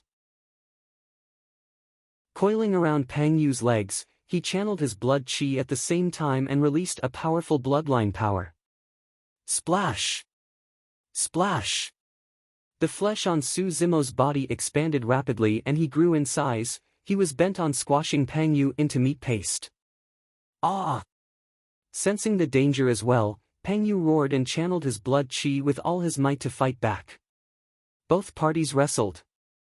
After a slight pause, Su Zimo realized that he could not do anything to Pang Yu if this continued. This man's physique was way too strong. In a flash, Su Zimo slid down from Pang Yu's body once more. Pang Yu was not having a good time either. His face was flushed red and he panted slightly. Right then, his vision blurred. Su Zimo was charging towards him once more. Boom! A deafening sound of air exploding rang out. Raising his head, Pang Yu saw Su Zimo's fist descending from the skies. However, it was like a supreme seal that could suppress the ancient times with a majestic aura that was terrifying. Taking a deep breath of air, Pang Yu raised his arms and swung upwards. Bang! Fist and arm collided. Flesh and blood collided solidly, letting out a cringe-inducing sound. Pang Yu's feet sank into the ground. He was actually lowered by Su Zimo's attack. Melee combat was way too intense and dangerous. The two of them changed their moves frequently and fought with speed, causing everyone's hearts to skip a beat. Suppression. Lunatic Pang, the fiend heir who was hailed as the #1 in melee combat of the fiend sects, was actually being suppressed by an unknown green-robed cultivator in melee combat. Chapter 178. After the sanguine ape hanging seal, Su Zimo did not stop in his tracks. Bending his legs slightly, he curled into a ball and darted forward. When Su Zimo arrived before Pang Yu, he bounced off and raised both hands, striking Pang Yu's chin fiercely. Bang! Pang Yu's head reared back and his eyes were bloodshot. His teeth loosened as he staggered backwards. Back in Song Lang Mountain Range, Su Zimo had once used the sanguine ape fruit offering move to shatter a cultivator's chin and neck. But now, Pang Yu had merely lost a few teeth.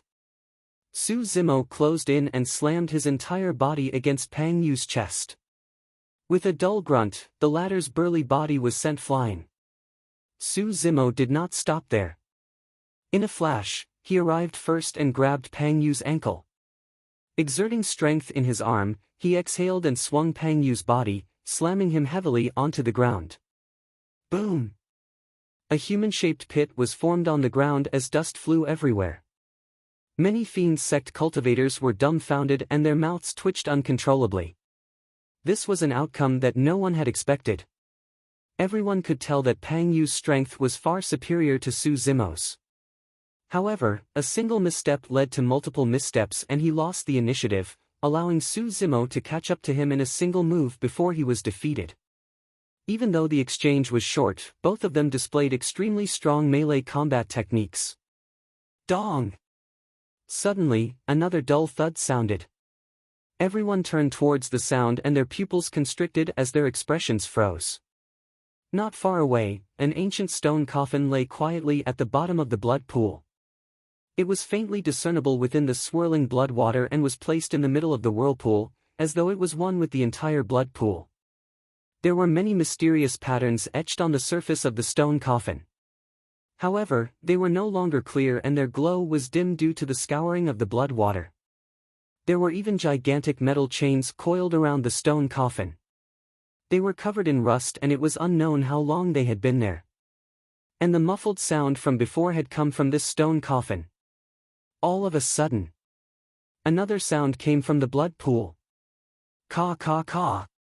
Cracks appeared on the chains on the sarcophagus, and in front of everyone's eyes, it shattered with a bang. With a rumbling sound, the coffin lid was opened by a huge force. The muffled sound in the sarcophagus became clearer. Dong! Dong! Dong! It was as if someone was beating a heavenly drum, dull and powerful. Everyone took a closer look and couldn't help sucking in a breath of cold air.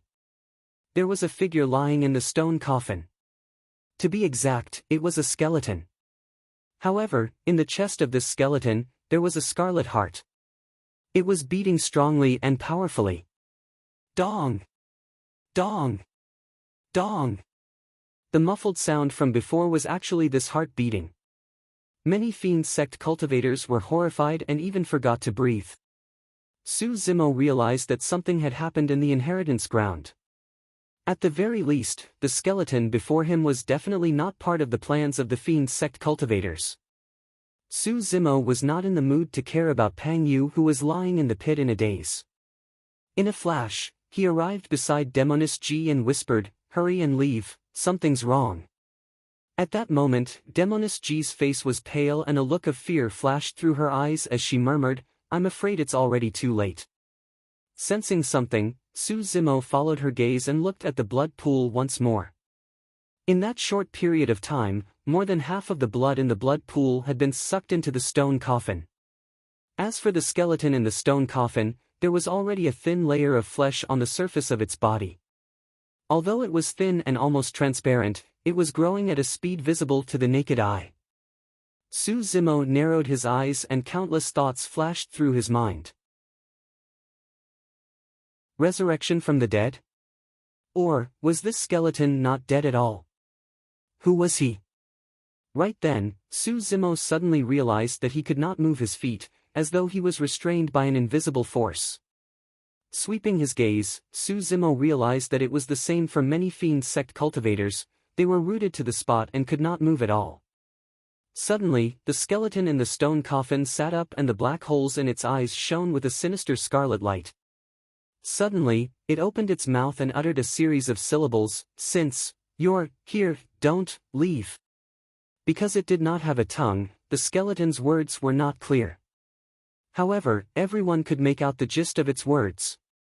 Without any warning, the cultivators closest to the blood pool soared into the air in unison as though they were attracted by something.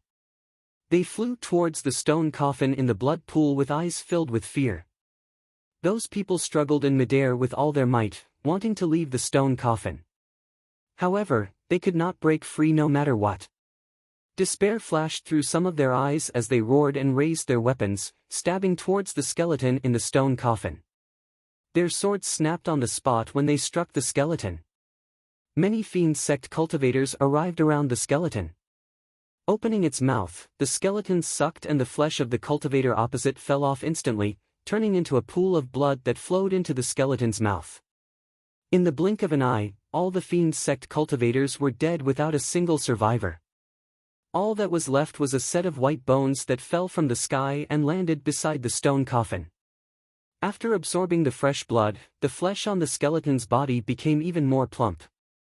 Although it was far from reaching the level of a normal person, one could already vaguely make out its outline. Standing up from the stone coffin, the skeleton walked out and surveyed its surroundings with a scarlet light shooting out from the holes on its face. It seemed as though it could truly see everything around it. The skeleton made another sucking motion and the flesh on its face squirmed, as though it was enjoying it. Very fresh blood. Gah, gah. Unknowingly, Pang Yu had crawled up from the ground and was coughing blood. It was clear that he had been thrown rather badly by Su Zimo. Pang Yu cursed, "Bloody hell, I thought that this was a land of inheritance. To think that there would be an old fiend buried here. Swoosh! The skeleton beckoned with its hand. Another circle of cultivators flew towards it. There was no way to defend against that power. Even though it was their bodies, they could not control them. Before long, the circle of fiend sect cultivators died once more, leaving behind a pile of bones with their flesh absorbed by the skeleton. Thud! Thud! Thud! Thud! The beating of the heart in the skeleton's chest grew louder and stronger. What should we do? Demoness G's petite body trembled slightly as she asked softly. Naturally, she knew that they could only resign themselves to fate in this situation. Be it her or Su Zimo, neither of them could resist. However, she was afraid and wanted to talk to someone. Su Zimo was expressionless as he glared at the skeleton coldly. It was not as though they had no chance at all. Indeed, the skeleton was extremely strong, so strong that it was unimaginable. However, it had clearly been trapped in the stone coffin for a long time and had just broken free. Although it was recovering its strength, it was at its weakest right now. As long as they could find its weakness, they might be able to fight for a chance at survival. Right then, the skeleton beckoned with its hand once more. A circle of cultivators, about a dozen of them, flew towards the skeleton. Among them were Su Zimo and Demoness G. Chapter 179. Su Zimo and Demoness G were guided by a force and flew before the skeleton. In that short period of time, Su Zimo could clearly feel the bloodline within his body rumbling as though it was about to be drawn out. The other fiend cultivators did not give up. Some of them struggled and begged while others howled hysterically. Some of them raised their weapons and slashed wildly at the skeleton. The skeleton was completely unharmed without any injuries. As long as it opened its mouth and sucked, the flesh of the cultivators opposite it would turn into a pool of blood that flowed into its mouth. The flesh on the skeleton's body became more plentiful and the beating of its heart in its chest became stronger. Before long, it was Su Zimo and Demoness G's turn. The skeleton turned around and faced the two of them. Its eye sockets shone with a bloodthirsty red light in excitement. Demoness G's face was ashen and her eyes were filled with despair. Pust! Pust! Pust! Right then, Su Zimo took a deep breath and a massive air current surged into his lungs. It was like an anaconda that was devouring the sun and moon, wanting to transform into a dragon and soar into the heavens. The air current was extremely fast and ferocious. When it sliced his throat, there were even traces of blood with a salty stench. Su Zimo's chest puffed up as though he had swallowed a gigantic balloon. It was extremely shocking. Kill! Su Zimo was the first to open his mouth and roared. The air current gushed out and his bloodline rumbled endlessly within his body. Boom! This voice was like a sudden clap of thunder, suddenly exploding in the void. Many fiend cultivators that were further away from Su Zimo frowned and felt a piercing pain in their ears as they went into a daze. Thunderclap kill. It was a thunder art that was mentioned in the Void Thunder manual. It was extremely powerful and made use of sound to release a burst of power that could cause a huge impact on the opponent. However, the back of the Void Thunder manual was torn away and there was naturally no way to learn that thunder art. However, Su Zimo had some inspiration from his experiences. Together with his own understanding, he created a powerful sound spirit technique by combining it with the Anaconda Eclipse from the mystic classic of the 12 Demon Kings of the Great Wilderness. This was the thunderclap kill that Su Zimo just now displayed. Of course, this kind of thunder technique was not perfect after all. It was just something that Su Zimo had deduced himself. Every time he released it, Su Zimo's lungs would be under tremendous pressure, and he would even be injured. Unless it was absolutely necessary, Su Zimo would not easily use Thunderclap Kill. Of course, if Su Zimo had mastered the marrow cleansing section and started refining his organs, his lungs would be extremely strong and he would be able to withstand the explosion of Thunderclap Kill. At this time, Su Zimo used this move. Naturally, he was prepared to go all out. The power of thunder and lightning was the most masculine, and evil spirits would be repelled. Thunderclap kill was the same. After hearing that roar, the skeleton shuddered and the flesh that it had just condensed showed signs of dispersing. Immediately after, Suzumo's eyes flashed with a vicious glint. Suddenly, he extended his right hand and used his palm as a knife, stabbing it viciously into the skeleton's chest. Poof! A flash of blood appeared. Suzumo's palm had just pierced half an inch into the skeleton's chest when it was stuck. Immediately after, the flesh on Suzumo's palm began to peel off, turning into blood that surged into the skeleton's body. Caw, caw! The skeleton opened its mouth, as though it was mocking Suzumo for overestimating himself. In the blink of an eye, the flesh on Suzumo's palm dissipated completely, revealing a blood-bone palm. Suddenly, the skeleton's body shuddered.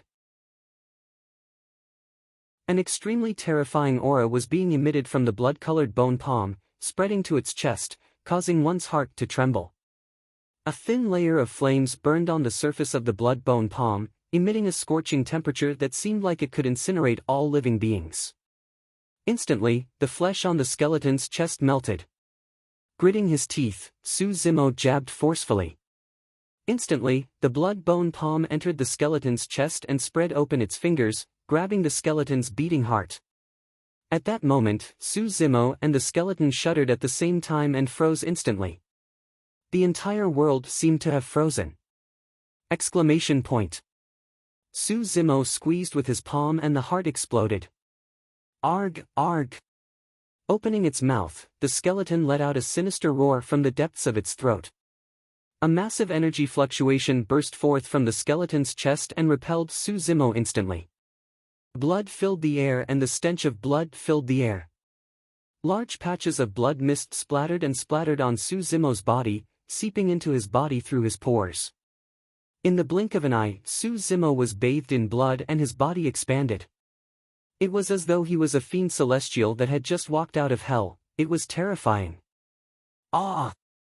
An extremely powerful bloodline surged into his body and Suzumo felt as though his body was about to explode as he could not help but roar into the skies.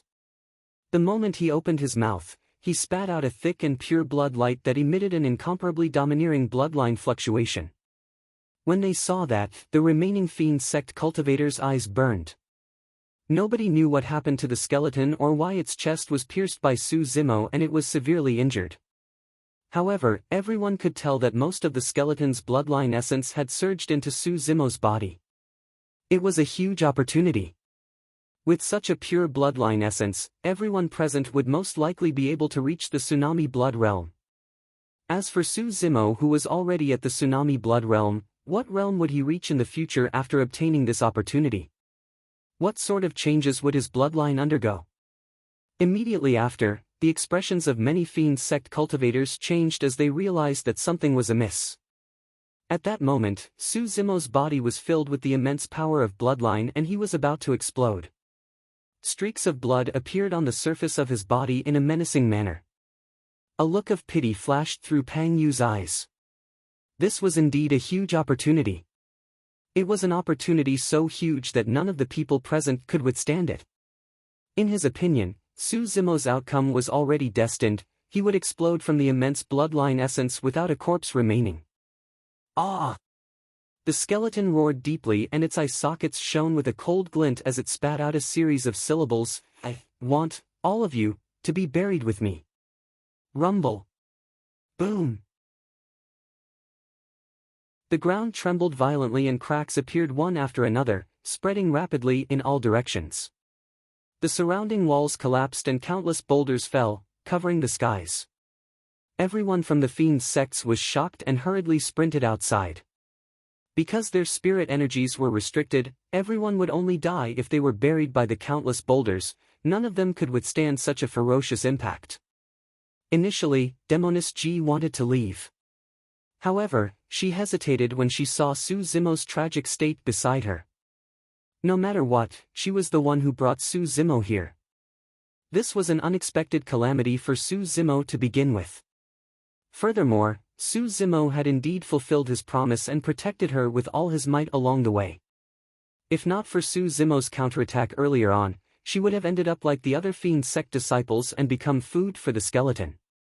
She had only hesitated for a moment before she lost her final chance to escape.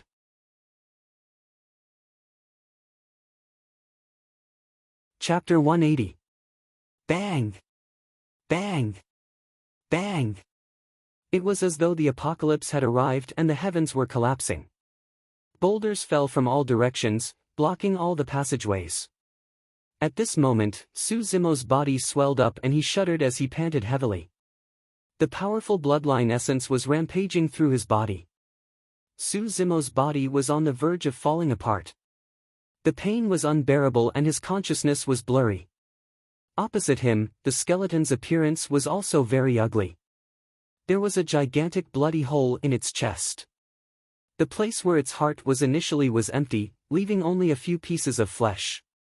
Initially, there was still a layer of flesh on the skeleton and it was almost returning to its human form. Now that its heart was shattered, the flesh was dispersing as well, falling off the skeleton and onto the ground. Before long, it turned into a white skeleton once more and its aura was even weaker than before. The skeleton looked at Zimo's blood-bone palm and the blood light in its eye sockets flickered before dimming gradually. The last traces of life on its body were dissipating slowly. "You should die too." The skeleton looked at Zimo and suddenly opened its mouth to say. Immediately after, it raised its palm and its sharp finger bones were like daggers as it stabbed toward Zimo's chest. If it struck, there was no need for him to wait to be buried by countless boulders. A Foundation establishment cultivator would definitely die with his heart crushed. When she saw that, Demoness G's expression changed but she did not try to stop it. No matter what, they would not be able to escape. The only difference was whether they died a moment earlier or a moment later. Although Zimo's consciousness was blurry, his spirit perception was still present. He felt an intense sense of danger. Instinctively, Zimo dodged to the side. Zimo did not have time to react, it was purely out of instinct. Poof! The skeleton's palm was like a sharp saber that pierced Zimo's chest instantly. The bloody bone palm emerged from Zimo's back. That palm should have shattered Zimo's heart. However, because Zimo dodged, the skeleton's palm pierced through Zimo's chest and brushed past his heart. That burst seemed to have exhausted the skeleton's last bit of strength. Zimo's chest was in intense pain as he punched out casually, sending the skeleton flying and it fell into the rubble. The skeleton's body was motionless, as though it was dead and the hole in its face was dark. In the blink of an eye, the skeleton was covered in a layer of dust. Shing! An arrow of blood spurted out from Zimo's chest and splattered all over the ground, emitting a crystalline luster. The aura of his bloodline was rich and sparkling. Zimo's body had shrunk considerably. Even though he had yet to recover to his original state, the blood scars on his body were fading and were showing signs of healing. That change attracted Demoness G's attention. In reality, just now was the most difficult moment for Zimo. The bloodline in his body was way too powerful and his body could not withstand it at all. It was equivalent to having a peerlessly powerful force galloping through his body, crashing left and right, with nowhere to vent it. The reason why Zimo's body expanded was because the pressure in his body was too great. The surface of his body cracked and blood scars appeared. If he could not digest that immense power of bloodline, there was only a single outcome for Zimo: his body would explode and he would die. However, the skeleton's final attack saved Zimo's life imperceptibly. Naturally, the skeleton's intention was to kill Zimo. Unexpectedly, Zimo relied on his spirit perception and managed to avoid his heart by a hair's breadth. Although his injuries were severe, and the wound on his chest was frightening, and blood was constantly gushing out, the power of the bloodline in his body suddenly found a place to go, and immediately poured out in torrents, thus resolving this crisis. Of course, there was still a large amount of bloodline essence left in Zimo's body. However, the bloodline essence could no longer threaten his life. It was a blessing in disguise. Too many things had happened that night. If anything had gone wrong in between, Su Zimo would not have been able to obtain the fortune before him. Instead, he would have been in deep trouble. It was the same right now. Su Zimo and Su Zimo were still in danger. Rumble. Boom. The surrounding mountains collapsed and a gigantic shadow descended, burying them before long. The surrounding exits were already blocked. Even if Su Zimo was in his peak condition, he might not be able to escape, let alone the fact that his chest was severely injured and he was dizzy and powerless. "I'm sorry." There was a rare hint of melancholy in Demoness G's eyes. However, she pretended to be relaxed and smiled at Su Zimo. Crack! Crack! Crack! The ground trembled and cracks appeared one after another, expanding continuously. Su Zimo's legs gave way and he almost fell headfirst into the crack. Su Zimo shook his head and tried his best to stay awake. Looking down, the crack was pitch black and he could not see the bottom. He did not know what was below. If he was careless and fell headfirst, he might not be able to avoid being smashed into meat paste. All of a sudden, Su Zimo's ears twitched and he vaguely caught the sound of flowing water from the depths of the crack. After cultivating the mystic classic of the 12 demon kings of the great wilderness, Su Zimo's vision and hearing were far superior to others and he was almost at the level of seeing the world. Swoosh! Swoosh! The mountains above his head fell and countless boulders came crashing down, bringing with them a billowing dust cloud that obscured one's vision in a terrifying manner. Demoness G had a hopeless expression as she closed her eyes and sighed gently. Right then, Demoness G felt her wrist being grabbed and yanked forcefully. Caught off guard, she stumbled and was brought over. Instinctively, she opened her eyes and looked over. Su Zimo's side profile was pale as he clutched the wound on his chest with one hand and dragged her with the other, stumbling towards the stone coffin not far away. Hurry, go in. When they arrived before the stone coffin, Su Zimo brought Demoness G in front of him and hollered softly, giving her a push. Demoness G froze for a moment and fell into the stone coffin without resisting. Su Zimo followed closely behind and leaped in, grabbing the lid of the coffin beside him and tugging hard. With a loud bang, the lid of the coffin was slammed shut. The last bit of light vanished. It was pitch black within the stone coffin. Bang! Bang! Bang! Almost at the same time as the lid was slammed shut, the sound of countless boulders smashing against the stone coffin could be heard. It was heavy, powerful and deafening. The space of the stone coffin was not big and was designed for a single person. Now that there were two people in it, coupled with the fact that Su Zimo had quite a bit of bloodline essence in his body and his body was slightly swollen, it was extremely cramped and could not avoid skin contact. A strange feeling arose in Demoness G's heart but she did not say anything. If it was anyone else or Su Zimo before entering the stone coffin, she might have killed him immediately. But now, she was motionless and blinking her eyes. No one knew what she was thinking. It was imaginable that if Su Zimo was any slower, he would have been smashed to death by the boulders outside just now.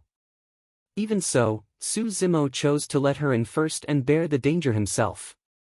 At that thought, a gentle glint flashed through her eyes as she pursed her red lips.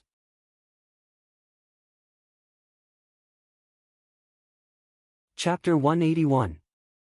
The ground trembled and the stone coffin shook violently as well. Slowly, it tilted and slid into a pitch-black crack, falling down. A moment later, the stone coffin fell into the water with a plop and disappeared in the blink of an eye. Gigantic rocks rolled and dust filled the air. The skies collapsed and the earth caved in. After an unknown period of time, the tremors finally subsided. The place was already reduced to ruins without any signs of life. In the middle of the ruins, there was a gigantic gap. It was pitch black below and no one knew where it led to. The night was dark and a gentle breeze blew away the dust on the ruins. Not far away from the ruins, 4 figures stood. To be precise, there were 5 of them. One of them was hidden in the night, extremely blurry and difficult to identify. It was the thousand-faced assassin. The 5 fiend heirs looked at the ruins not far away with flickering gazes and lingering fear.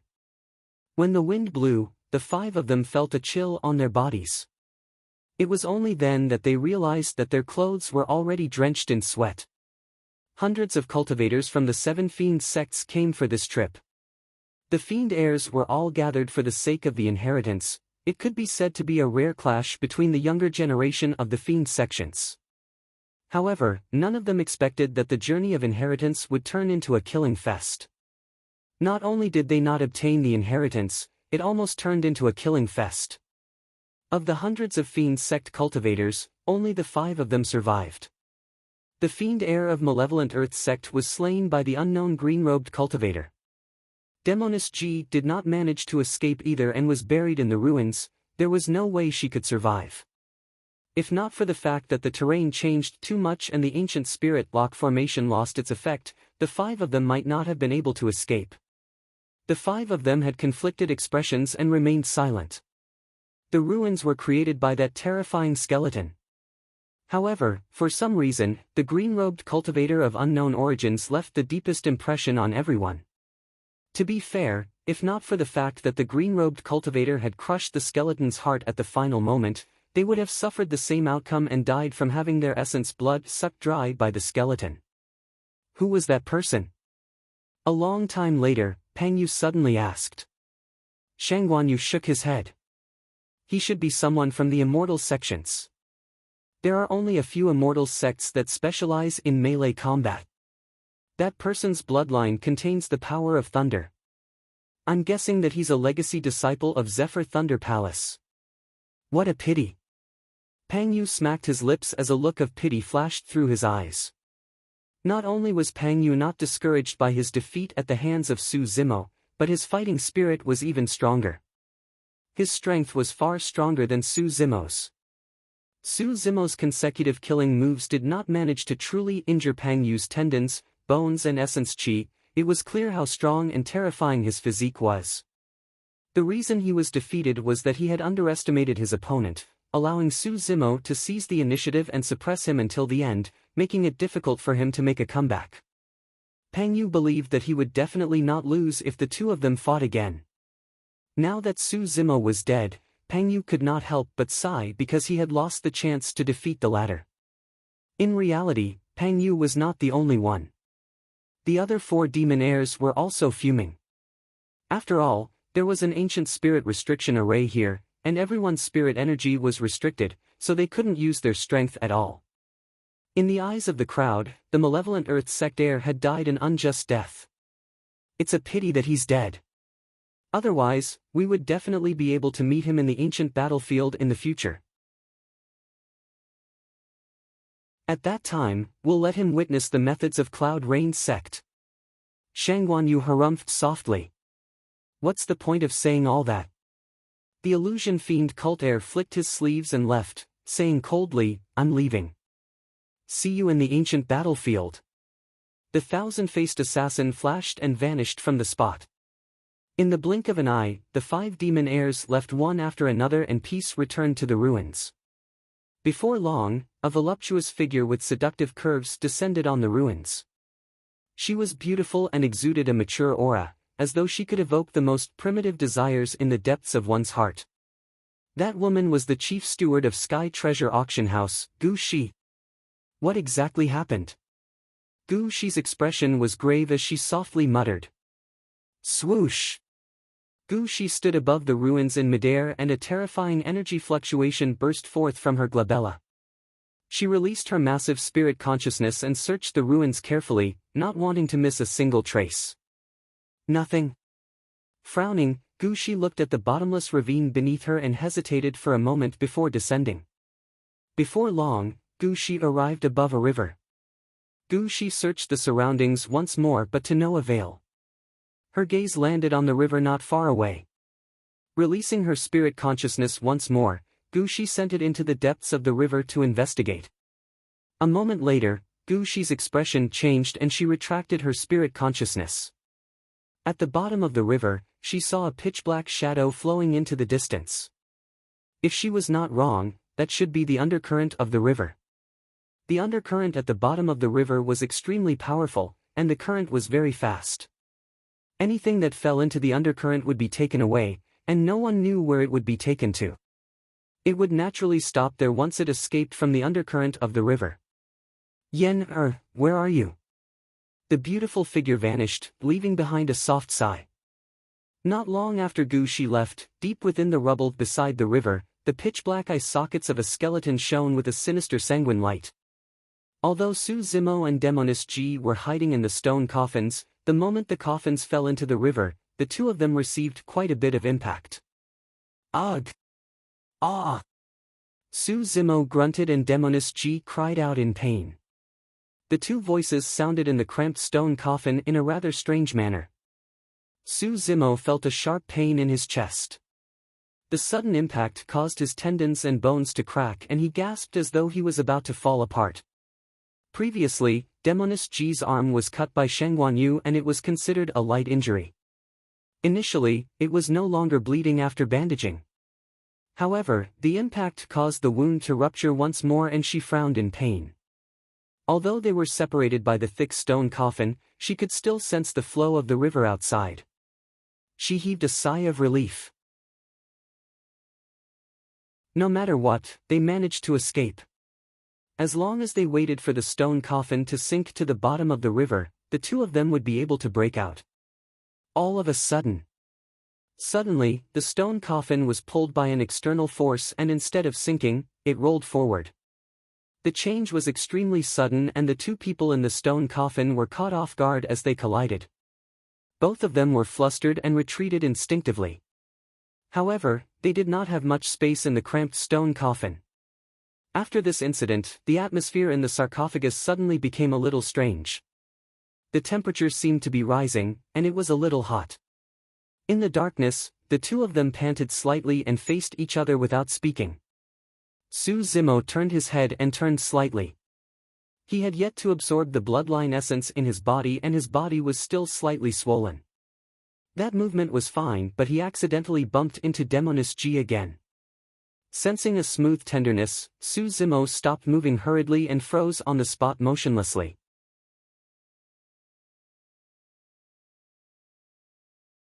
Chapter 182. If the stone coffin did not sink to the bottom but was brought away by an external force, there was only a single possibility: it had encountered an undercurrent at the bottom of the river. There was nothing the two of them could do in the undercurrent. Even if they were to leave the stone coffin now, they would not be able to escape from the undercurrent. Furthermore, both of them were injured. Right now, they could only resign themselves to fate and wait for the stone coffin to escape from the undercurrent on its own before leaving the coffin. Realizing that there was no danger, Demonis Ji was slightly relieved. Glancing sideways at Su Zimo who was lying beside her, she rolled her eyes and smirked with a mischievous glint. "Hey, you did that on purpose, didn't you?" Suddenly, she asked. Su Zimo closed his eyes, feeling a little guilty and did not say anything. After all, just now that the two of them had bumped into each other, it was inevitable that their skin would touch. To think that you're no different from others despite your refined features. You're a pervert. Humph, to think that you claim to be someone of the orthodox path. Aren't you afraid of being embarrassed? The two of them were too close and Demonis Ji's body emitted a faint fragrance that smelled like orchids. When Su Zimo heard her reproachful tone and felt the warmth beside his ears, he could not help but feel restless and could not control himself. All of a sudden, Su Zimo's heart skipped a beat as he bit his tongue gently, trying his best to stay awake. Through the signs of Wu Xiangming, Yan Fei, and the others, Su Zimo had already vaguely guessed what the pure maiden sect of the fiend sects specialized in. It's no wonder why the fiend sects call her a demoness. Su Zimo exclaimed in his heart. Even though he was prepared, he was nearly bewitched by her. Demonis Ji's every frown, smile, actions and emotions would cause one to be attracted to her unknowingly. If one was careless, they would fall deeply into her charms and be unable to extricate themselves. When she saw Su Zimo keep his eyes closed without replying, she could not help but smile and ask gently, "Hey, let me ask you. Why didn't you hide in first earlier on? Why did you let me in first?"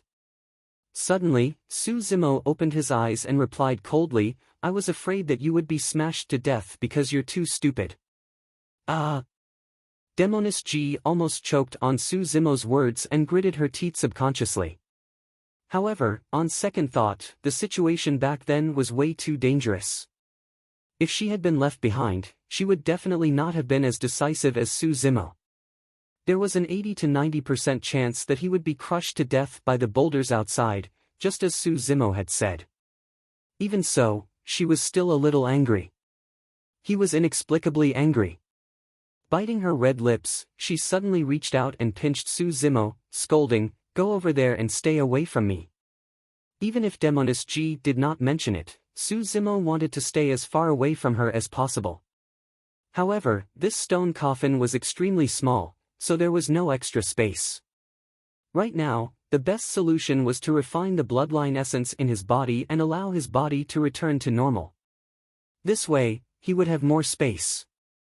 If nothing went wrong, Su Zimo's marrow cleansing section would definitely reach greater mastery after refining the bloodline essence.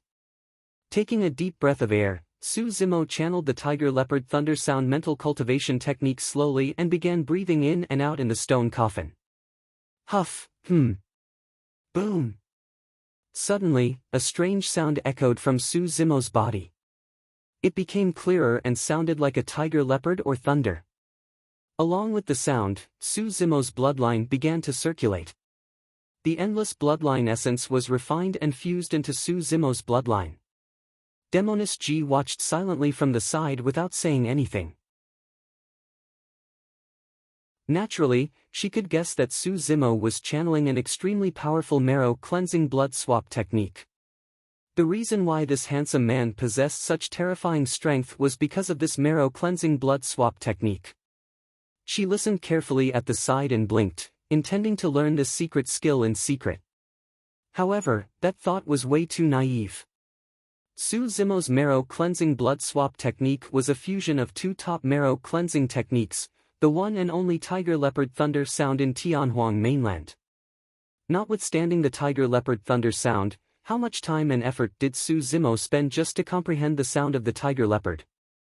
Demoness G did not even have a mental cultivation technique and wanted to comprehend this secret skill through the sound in Su Zimo's body. That was truly wishful thinking. After a day and night, Demoness G finally gave up after repeated attempts to no avail. Demoness G pouted and sulked. The Tiger Leopard Thunder Sound was indeed powerful. In just a day and night, Su Zimo's body had shrunk significantly and would return to normal before long. However, what surprised Demoness G the most was that the wound on Su Zimo's chest had already healed and was starting to scab. What powerful regeneration capabilities! Demoness G was secretly shocked. That wound had already penetrated Su Zimo's body. Even body-tempered warriors might not be able to recover fully without half a month's time. However, Su Zimo merely spent a day and night to heal all the wounds on his body. At that moment, the wound on Demoness G's arm had only just healed and stopped bleeding. It would take a few more days for it to scab. What sort of a monster is that? Demoness G looked at Su Zimo's side profile in a daze. After the marrow cleansing blood swap, Su Zimo's skin turned even fairer and brighter, as tender as a newborn baby and sparkling like jade. No wonder sister can't forget about him. I'm looking at him in a different light. That lad is indeed quite capable. Pausing for a moment, Demoness G thought again, he's quite capable to be able to teach lunatic Pang a lesson. After enduring for so long, Demoness G was tired as well. Looking at Su Zimo who was cultivating at the side, her eyelids gradually grew heavy and she fell into a deep sleep. After an unknown period of time, Demoness G jolted awake from her dream. With a bang, she bounced up and slammed heavily against the coffin lid. Ouch! Demoness G rubbed her forehead and cried out in pain. With that, she was completely awake and finally recalled where she was. Instinctively, she looked to her side. Su Zimo's figure had already returned to normal as he raised his head and looked at the coffin lid with his eyes wide open. Demoness G checked her body hurriedly and heaved a sigh of relief after confirming that there was nothing amiss. As the pure maiden of the fiend sects, she should not have made such a low-level mistake, to think that she would fall asleep with a man beside her. If the fiend heir of Cloud Rain's sect, Shengguanyu, was the one lying beside her, the consequences would be dire. That was close. Demoness Ji stuck out her tongue gently and glanced at Su Zimo instinctively. This time round, she discovered something unusual about Su Zimo. Initially, she thought that Su Zimo was in a daze with his eyes wide open. Now that she looked at him again, Su Zimo seemed to have seen something and was studying it carefully in a daze. Following Su Zimo's gaze, Demoness Ji raised her head and looked at the coffin lid as well. When she took a look, she realized that something was amiss and could not help but widen her eyes. There were words on the coffin lid. The handwriting was a little messy, as though it was carved with something sharp. Previously, Su Zimo and Demoness Ji were trapped in the stone coffin with an ambiguous atmosphere. Coupled with the darkness in the coffin, neither of them noticed the coffin lid. But now, they could vaguely make out the words on the coffin lid by focusing their attention. The first line was written with 4 words, Blood Refinement Fiend Sutra.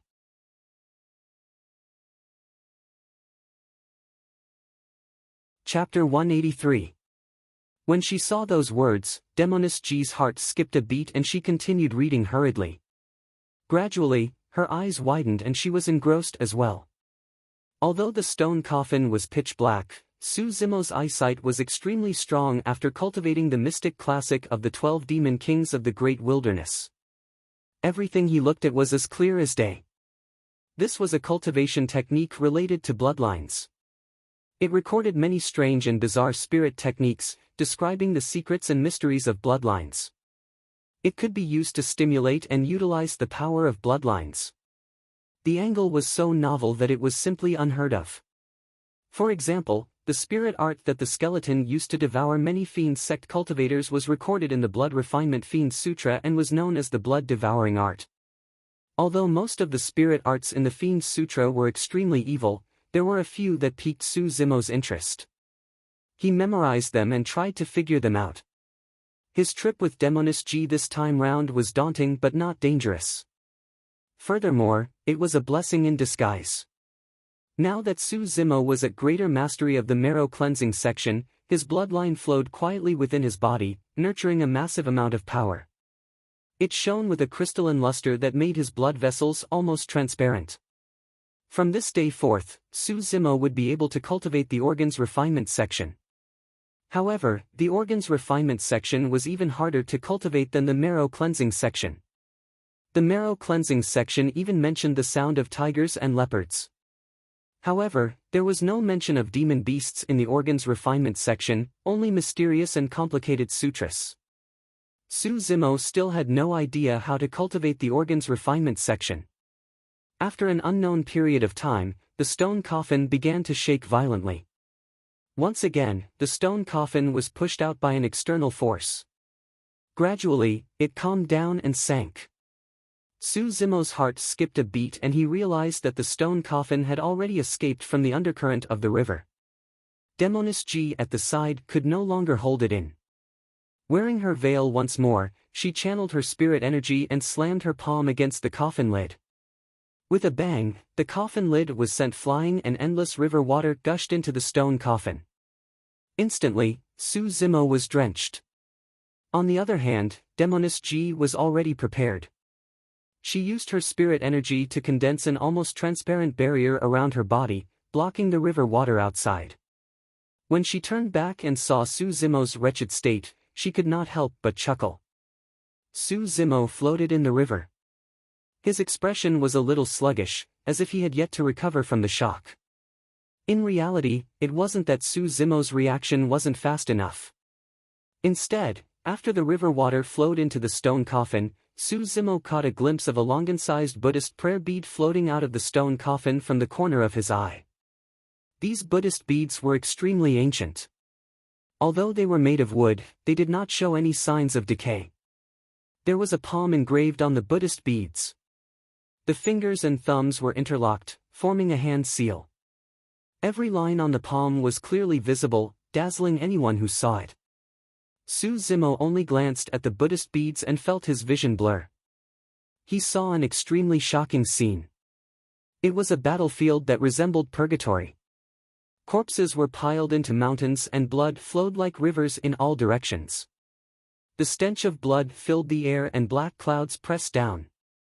The atmosphere was stifling and suffocating. A sinister wind blew in the surroundings and the chill was bone-chilling. Above the mountain of corpses and blood stood a person covered in blood. Facing Su Zimo, he was smiling with his head lowered like a matchless fiend. That laughter was sinister and terrifying, as though it was right beside Su Zimo's ears, sending chills down his spine. A moment later, specks of golden light seeped through the gaps in the black clouds and scattered onto the battlefield, bringing some warmth. As time passed by, the golden light increased in number and intensity, almost tearing the pitch-black clouds into shreds. All of a sudden, a bedazzling golden pillar of light descended from the skies, seemingly piercing through the firmaments and landing on the fiend. Roar! Enraged, the fiend suddenly raised his head and roared towards the skies. The veins on his neck popped and protruded in a menacing manner, resembling a malevolent ghost from hell. Boom! Accompanied by a deafening bang, a palm that shone with a bedazzling golden light descended from the skies. His middle finger and thumb interlocked, forming a hand seal that pressed down slowly. Fiend suppression seal. A deep and resounding voice sounded.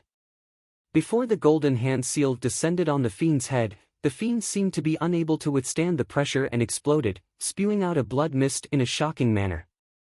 Blood splattered everywhere and Su Zimo felt a piercing pain in his eyes as he woke up from the illusion. Although the entire process seemed slow, it happened in the blink of an eye. Su Zimo shuddered as he looked at the Buddha beads that were gradually sinking to the bottom of the lake not far away. A look of struggle flashed through Su Zimo's eyes. After hesitating for a moment, he broke through the water and caught up to the sinking Buddha beads, grabbing them in his palm. Nothing happened after he obtained the Buddha beads. Su Zimo heaved a sigh of relief. It seemed like as long as he did not look at the patterns on the Buddha beads carefully, he would not fall into the illusion just now. Fiend suppression seal. Those 3 words flashed through Su Zimo's mind. Needless to say, that was an extremely powerful secret skill. Although he had only fallen into the illusion for a brief moment, that golden hand seal left an extremely deep impression on Su Zimo and could not be erased from his mind. Su Zimo pushed against the water and swam towards the surface of the river. Before long, he broke out of the water and arrived at the shore. At that moment, Su Zimo's upper body was bare and his lower body was drenched. She pursed her lips and swept her gaze across Su Zimo's lower body. Just as she was about to tease him, Su Zimo shuddered and channeled his bloodline. Under the power of bloodline, a white mist appeared from Su Zimo's body. All the water droplets had evaporated. Beneath the veil, Demoness G's mouth was agape. Su Zimo withdrew a clean set of green robes from his storage bag and wore it again, tossing the Buddha beads in his palm in. Demoness G's gaze shifted as she recalled Su Zimo's abnormality at the bottom of the river. She leaned over and blinked. What did you discover down there? Nothing. Naturally, Su Zimo would not tell her about the Buddha beads and merely replied indifferently. Petty. Demoness G harumphed. Retrieving a flying sword, Su Zimo leaped into the air and looked around. After being teleported by the undercurrent of the river, he did not know where he was. Demoness G arrived in midair and looked around as well. After pondering for a moment, Su Zimo turned back to look at the river behind him. His heart skipped a beat as he vaguely guessed his location. The river was called the Yongxing River and was a tributary of the Jishui River that originated from the Great Zhou dynasty. It flowed through Yan country. In other words, Su Zimo had already arrived in Yan country. Su Zimo gazed in the direction of the capital of Yan country with a longing gaze. I've been away from home for 2 years. I wonder how my brother is doing. It felt like yesterday when he thought about how he left Pingyang town 2 years ago. Su Zimo did not have many relatives. Apart from him, the only bloodline left in the Su family were Su Hong and Su Xiaoning. Su Xiaoning was far away in Azure Frost sect and was not easy to meet. Su Zimo intended to visit his brother in the capital of Yen country.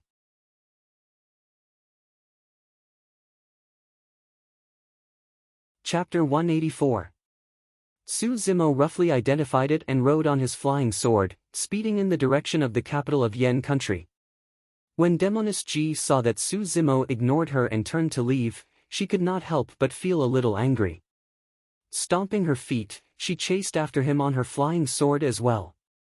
As the pure maiden of the fiend sects, her status was unimaginably noble. It was far from what a Misty Peak disciple like Su Zimo could compare to. Furthermore, she was born with a seductive nature. After cultivating the Pure Maiden sect's supreme secret sutra, the Pure Maiden Heart Sutra, her every frown, smile and action would exude a charm that could bewitch all living beings. Even cultivators who were a major cultivation realm higher than her could easily fall under her skirt if they were not careful. Any cultivator who saw Demoness Ji would be affected by the power of the Pure Maiden Heart Sutra as long as they had the slightest bit of lust in their hearts. The entire process happened subtly and was difficult to detect, causing them to fall deeper and deeper. That was the terror of the Pure Maiden Heart Sutra. Even a single thought would not work. They would be controlled by the Pure Maiden of the Fiend sects. What made Demoness Ji indignant was that Su Zimo did not have any thoughts about her right from the beginning. Furthermore, he was extremely wary of her. It was even more so after he found out about her identity, wanting nothing more than to distance himself from her and never meet her again. That caused Demoness Ji to doubt her own charm. Or was there something wrong with the Pure Maiden Heart Sutra? The two of them sped in midair one after another. Just like that, they traveled for half a day. Su Zimo stopped his flying sword and turned to look at Demoness Ji behind him, frowning slightly. Demoness Ji stopped as well and ignored Su Zimo's gaze. With her hands behind her back, she pretended to look at the scenery nonchalantly with a relaxed expression. Su Zimo turned to leave and Demoness Ji followed behind. When Su Zimo changed his direction and route, Demoness Ji did the same. Su Zimo stopped and turned around, asking in a deep voice, "Why are you following me?" "Tsk," Demoness Ji rolled her eyes and pouted. "How strange. You're going your way and I'm going mine. Who's following you?" "Don't flatter yourself, okay?" Su Zimo nodded and asked, "Sure, where are you going?" Demoness Ji was speechless. Rolling her eyes, she choked out, "Why do you care where I go? The world is huge, where can't I go?" After all, this woman was Ji Yaoshua's younger sister. Su Zimo couldn't do anything to her. Furthermore, back in the underground inheritance ground, Demoness Ji had the chance to escape but did not abandon him. This proved that even though she was from the Fiend sects, she was not too bad of a person. Su Zimo turned and left again. Demoness Ji hurriedly followed after him. A moment later, she suddenly asked, "Hey, you seem to hate me?" "I don't have a good impression of people from the demon sect," Su Zimo said.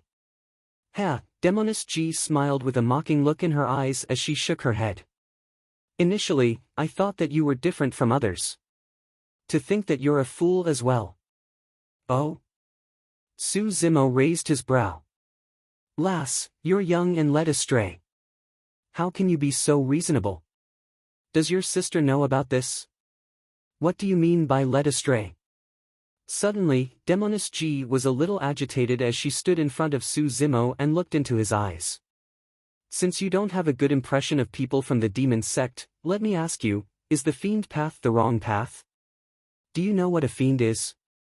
Do you know anything about the demon sect?" Su Zimo was stunned for a moment. He wanted to reply but did not know what to say. Indeed, it was difficult for him to define fiends and he did not know anything about them. In fact, before meeting Demoness Ji, he had not even heard of the 7 fiend sections. A moment later, Su Zimo said, "Indeed, I don't know what a fiend is. However, I know that Wu Xiangming, Yan Fei and the other 4 truly wanted to protect you. However, you caused their deaths. Demoness G sneered, "You're really wrong. Yan Fei was from the Cloud Rain sect of the Fiend sects and he had ill intentions for following me. As for Wu Xiangming and the other three, I can tell you clearly that I lured them there because they had ill intentions towards me. People like them deserve to die. If I didn't have the means to protect myself, what do you think they would have done to me?" Su Zimo pondered for a moment before continuing, "I've once encountered a sect called Joyful Sect here. Their disciples are evil and would often rape women, using their yin to replenish their yang to raise their cultivation. If that's not a fiend, what is it? In my opinion, Joyful Sect is no different from the Cloud Rain sect of the Fiend sections." "You're wrong again." Demoness G shook her head in disdain. "What Joyful Sect? I've never heard of it. Although I'm not a disciple of Cloud Rain sect, I know that Joyful Sect isn't even fit to carry Cloud Rain sect's shoes." Pausing for a moment, she asked again, "Also, do you know anything about Cloud Rain sect? What makes you think that Joyful Sect is no different from Cloud Rain sect?" "Their cultivation techniques. You've seen Joyful Sect's cultivation techniques. Do you know Cloud Rain sect's cultivation techniques?" Su Zimo remained silent. Demoness G continued, "Let me tell you, although the disciples of Cloud Rain sect often engage in sexual intercourse with women, they will never force any woman. Otherwise, they will definitely be punished by Cloud Rain sect or even executed by the sect. Furthermore, the rights between men and women are the natural Tao of Yin and Yang, the intersection of heaven and earth. What's wrong with that? If that's considered a fiend, wouldn't all couples in the world be fiends?" When he heard that, Su Zimo frowned. In that case, there was truly a fundamental difference between Cloud Rain sect and Joyful Sect. Cloud Rain sect would not force people against their will. If the woman was willing, there was naturally nothing much to say. Also, the only true fiend sects are the 7 or even the 6 fiend sections.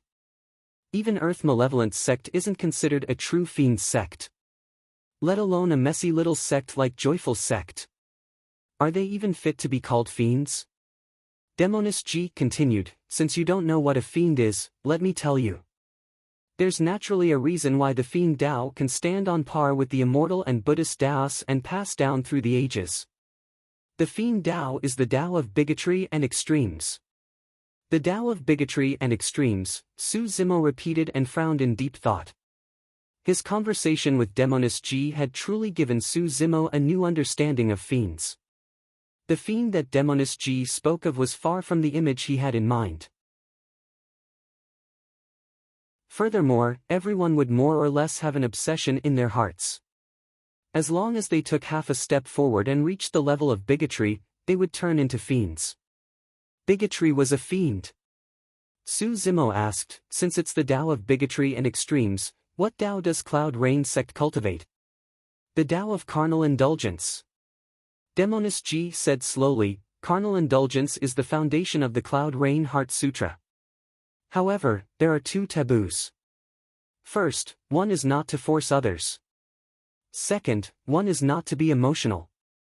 The reason why Yan Fei died in my hands was because he violated the 2 taboos of the Cloud Rain Heart Sutra and revealed a fatal flaw. Naturally, it wasn't strange for him to die in defeat. Since they were to indulge in carnal desires, they had to be heartless. That was the bigotry and extremes of the fiend sections. One had to give up many things to embark on this path. Fiends were incomplete and imperfect." Su Zimo's heart skipped a beat. After a slight pause, he asked again, "What Tao does Pure Maiden sect cultivate?" "I'm not telling you." Demoness G smiled slyly.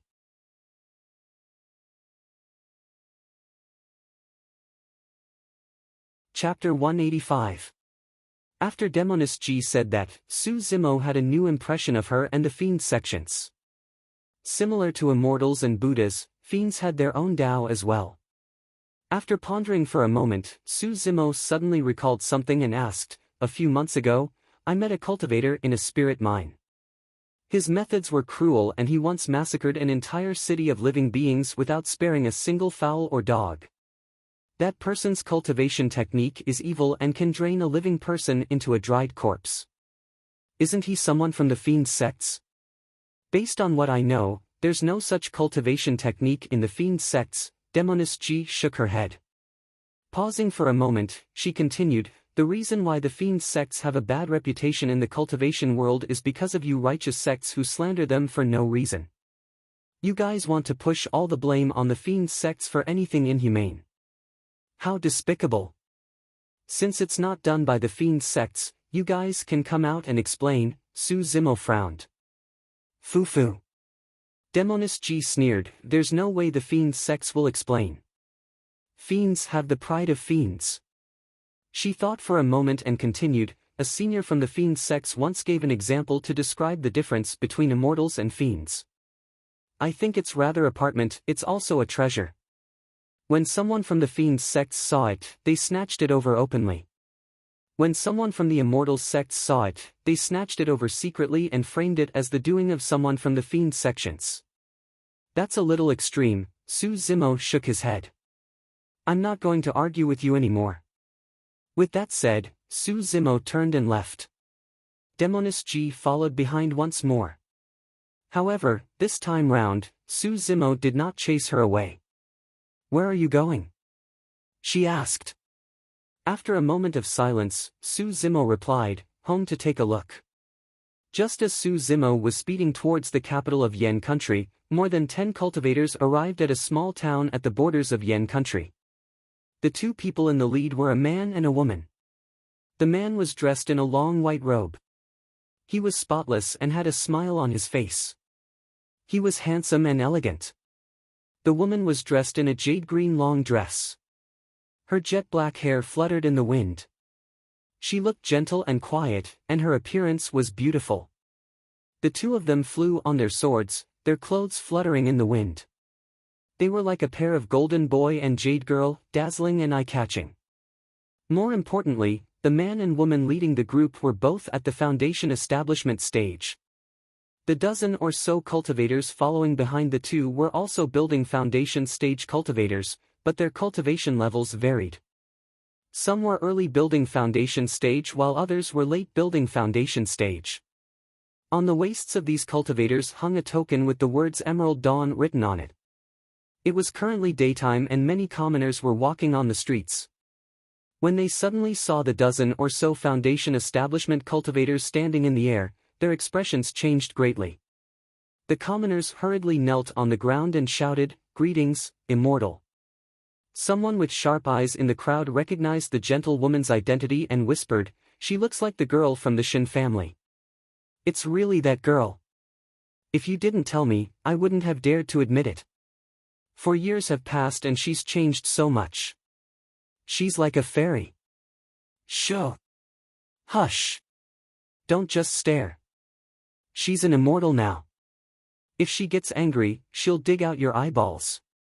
The gentle woman in the jade-green dress was Shenmeng Qi, who was brought away by perfected being Tsang Lang to join Iridescent Cloud's palace 4 years ago. The white-robed cultivator beside her was her senior brother, Suyu. "Junior sister, so this is your home?"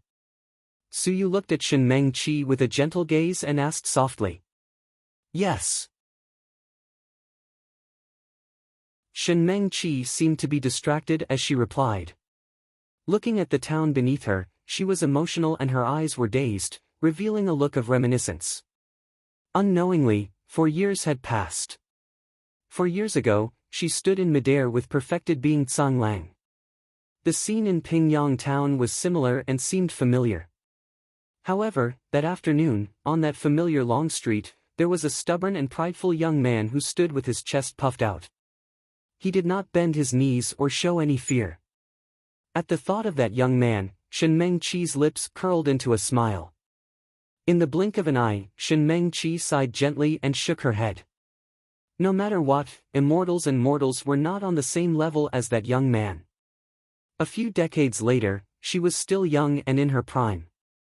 However, that young man was already in his later years and was old.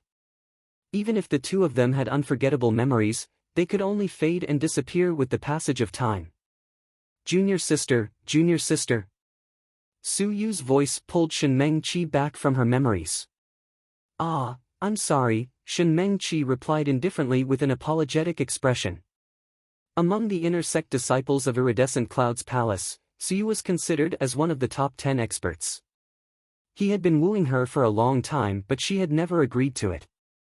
This time round, she wanted to return home to take a look. Suyu volunteered himself and followed along with more than 10 junior brothers and sisters. Before long, Shen Mengqi and the others arrived at the Shen residence. Shen Mengqi only had one relative, her brother, Shen Nan. The Shen family had changed quite a bit. Although the Zhao and Li families were destroyed and removed from Pingyang town, Shen Nan had benefited from the two families back then and had already expanded into a luxurious residence. Back then, because of Su Xianing's kidnapping, Su Zimo went on a killing spree and killed many people. However, he did not touch Shen Nan. Even so, Shen Nan did not dare to continue being impudent. After all, Su Hong's conferment as king happened in Pingyang town. Although no one knew the inside story, everyone witnessed the scene. Xiaoqi. When Shen Nan caught sight of Shen Mengqi, he froze on the spot with a look of disbelief in his eyes. "Brother, it's me," Shen Mengqi smiled and nodded. "It's good that you're back, it's good that you're back." Against more than 10 foundation establishment cultivators of Iridescent Cloud's palace, Shen Nan felt fearful and fearful. He smiled with an uneasy expression. Shen Nan could sense an unfamiliar aura from Shen Mengqi. It was as though after Shen Mengqi joined the immortal sects, the bloodline connection between the two of them had faded. The family has changed quite a bit. Shen Mengqi walked around the Shen residence casually with a smile. Shen Nan followed behind but did not dare to head forward. After walking around, Shen Mengqi asked in a seemingly casual manner, "Brother, are the 4 major families of Pingyang town still around? The Su family and the others?" "Ah." Shen Nan froze for a moment and shook his head with a strange expression. "And no, they're not around anymore. The Su family is no longer around." Shen Mengqi stopped in her tracks and suddenly turned around, asking with a frown. "Yes, they're all gone." Shen Nan nodded and recounted the events that had happened 4 years ago. Shen Mengqi listened carefully. Su Zimo must have taken a certain expert of the pugilistic world as his master, and his strength improved by leaps and bounds. The Zhao and Li families were almost destroyed by him single-handedly. Shen Nan looked at Shen Mengqi again and said, "However, he did not kill me.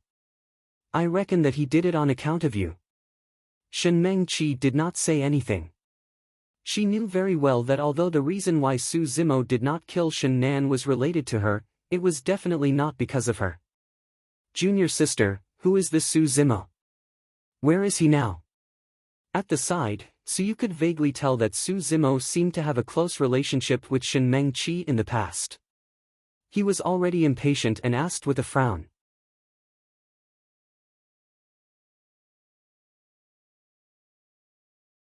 Chapter 186.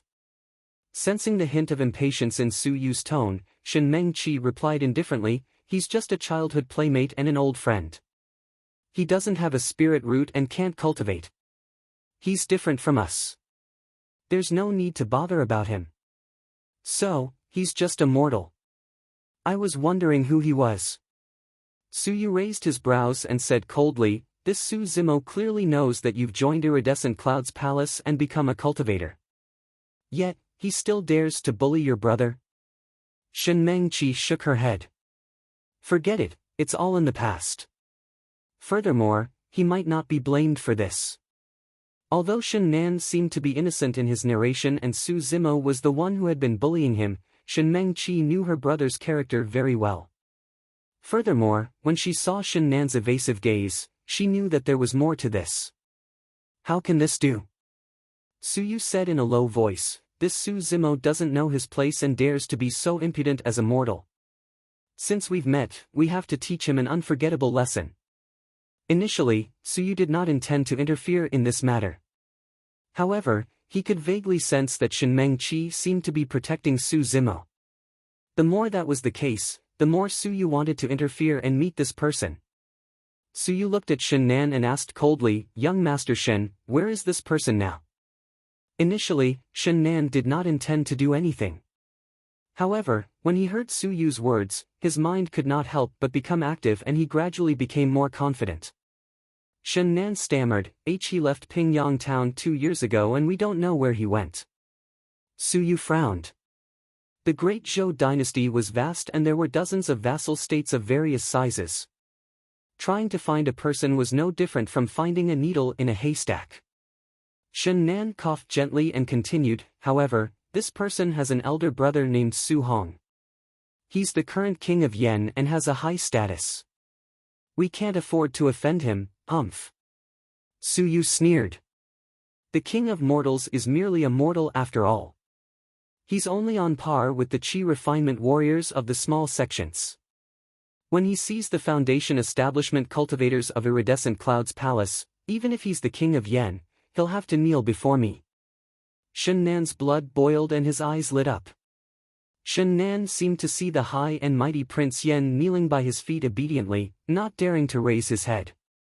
What kind of scene was that? Su Yu said proudly, that's great. Junior sister, since this Su Zimo bullied your brother, let's go to the capital of Yen country and teach his brother a lesson. Ha, this is called an eye for an eye. Chen Mengqi frowned and hesitated. Junior sister, even if it's not for this matter, we still have to make a trip to the Yen kingdom. Su Yu said, junior brother Zhou has been missing for 2 years without any news. Master asked us to investigate. The place with the most cultivators in the Yen kingdom and the place with the most information is the capital of the Yen kingdom. Okay. Chen Mengqi nodded. Su Yu took out a spirit boat from his storage bag and injected spirit qi into it. It expanded against the wind and floated in midair. Su Yu smiled and said, young Master Shen, you should come up too. The day you meet King Yen will be the day you can hold your head high. Shen Nan nodded hurriedly, trembling in excitement and unable to conceal the excitement in his eyes. More than 10 iridescent clouds palace cultivators boarded the spirit boat one after another. Under Su Yu's control, it rose into the air rapidly, turning into a stream of light that sped in the direction of the capital of Yen country. After a few days of traveling at full speed, Su Zimo and Demoness Ji finally arrived at the capital of Yen country. 2 years ago, Su Zimo was here. In the main hall, in front of everyone, he beheaded the king of Yen, Zhao Qian, with a single slash and tied it to his waist. Thereafter, he fought his way out of the encirclement in a heroic manner. That scene seemed to have happened yesterday. After a slight pause, Su Zimo rode on his sword and sped towards the palace. Before long, he arrived above the palace. Who's there? A holler sounded from below. Right after, 2 Qi refinement warriors summoned their flying swords and soared into the air, arriving opposite Su Zimo and Demoness Ji. Both of them were Qi refinement warriors, one was at level 6 Qi condensation while the other was at level 7. Using their spirit-peering art, the two of them scanned Su Zimo and Demoness Ji. They could not help but shudder and their expressions changed. Right now, Su Zimo's cultivation realm was at the peak of early-stage foundation establishment and was much higher than the two of them.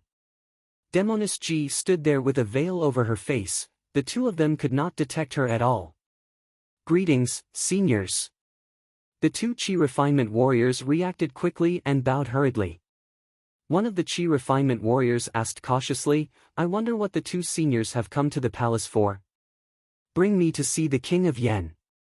Su Zimo had a friendly expression as he said with a smile. The two of them exchanged glances and did not agree immediately. After all, they did not know the identity of the green-robed cultivator before them, how would they dare to bring him in rashly? However, the man and woman before them had deep cultivation realms and they would not be able to stop them if they wanted to barge in. Right then, a sword beam sped over from not far away. When the person came closer and caught sight of Su Zimo, his eyes lit up and he said happily, Second young Master Su. Mr. Song, it's been 2 years. How have you been? Su Zimo smiled and nodded. The person who came later was none other than Song Qi, the Qi refinement warrior that Su Zimo hired to protect the Su family 2 years ago. 2 years ago, Song Chi had just broken through to become a level 8 Chi refinement warrior. Right now, he was at level 9 Chi refinement warrior. Song Chi looked at the flying sword beneath Su Zimo's feet and his eyes widened in disbelief. In his impression, Su Zimo did not have a spirit root and could not cultivate at all. How was he able to use sword kinesis flight now? Instinctively, Song Chi used his spirit-peering art to check on Su Zimo's cultivation realm. This look gave Song Chi a fright, and he almost fell from the sky. Early-stage foundation establishment. In just 2 short years, a mortal without any foundation, not even a spirit root, had stepped into the foundation establishment realm. Song Chi had not slacked off in the past 2 years and yet, he had only advanced by a small cultivation realm. In reality, Song Chi did not know that Su Zimo had been trapped in Thunderclap Valley for half a year and his cultivation had not improved at all. Furthermore, half of Su Zimo's spirit chi was spent on tempering his body. How big was the difference between them? Foundation establishment cultivators were considered top-notch cultivators in the entire country of Yen. This was the difference in spirit roots and had nothing to do with talent or cultivation resources. Second young Master Su, you've changed a lot in the past 2 years. Song Chi sighed emotionally and shook his head. If he had not witnessed it for himself, he would not have imagined that the young man back in Pingyang town would have reached such a level today. Demoness Ji blinked at the side and smirked, murmuring softly, "Second young Master Su, hee." Interesting. How has first brother been recently? Su Zimo asked. First young master is fine. However, he often misses the two of you and is worried that you guys will be in danger outside and get bullied. Su Zimo felt a warmth in his heart. Song Chi brought Su Zimo and Demoness Ji to the harem. The harem of the king of Yen was cold and simple without any beautiful women. Along the way, they saw many old acquaintances of the Su family. It was inevitable for them to exchange greetings when old friends met.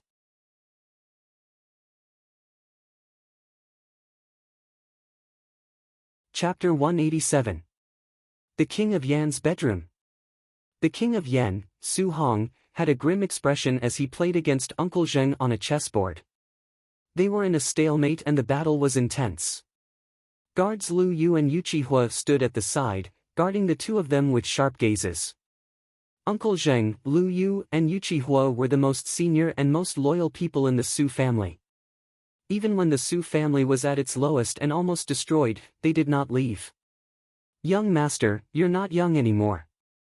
Do you really intend to continue wasting time and not get married? For years had passed and Uncle Zheng looked much older. However, his eyes were still clear with a wise glint in them. In private, the way everyone addressed each other was no different from before. Su Hong remained silent. Young master, the bloodline of the Su family has to be passed down, Uncle Zheng persuaded again. Su Hong made a move and pointed to the chessboard, smiling. Uncle Zheng, if you continue to be distracted, you're going to lose. When Uncle Zheng saw that Su Hong clearly did not want to talk about this matter, he could not help but smile bitterly and sigh. I'm not as energetic as before. I'm old now.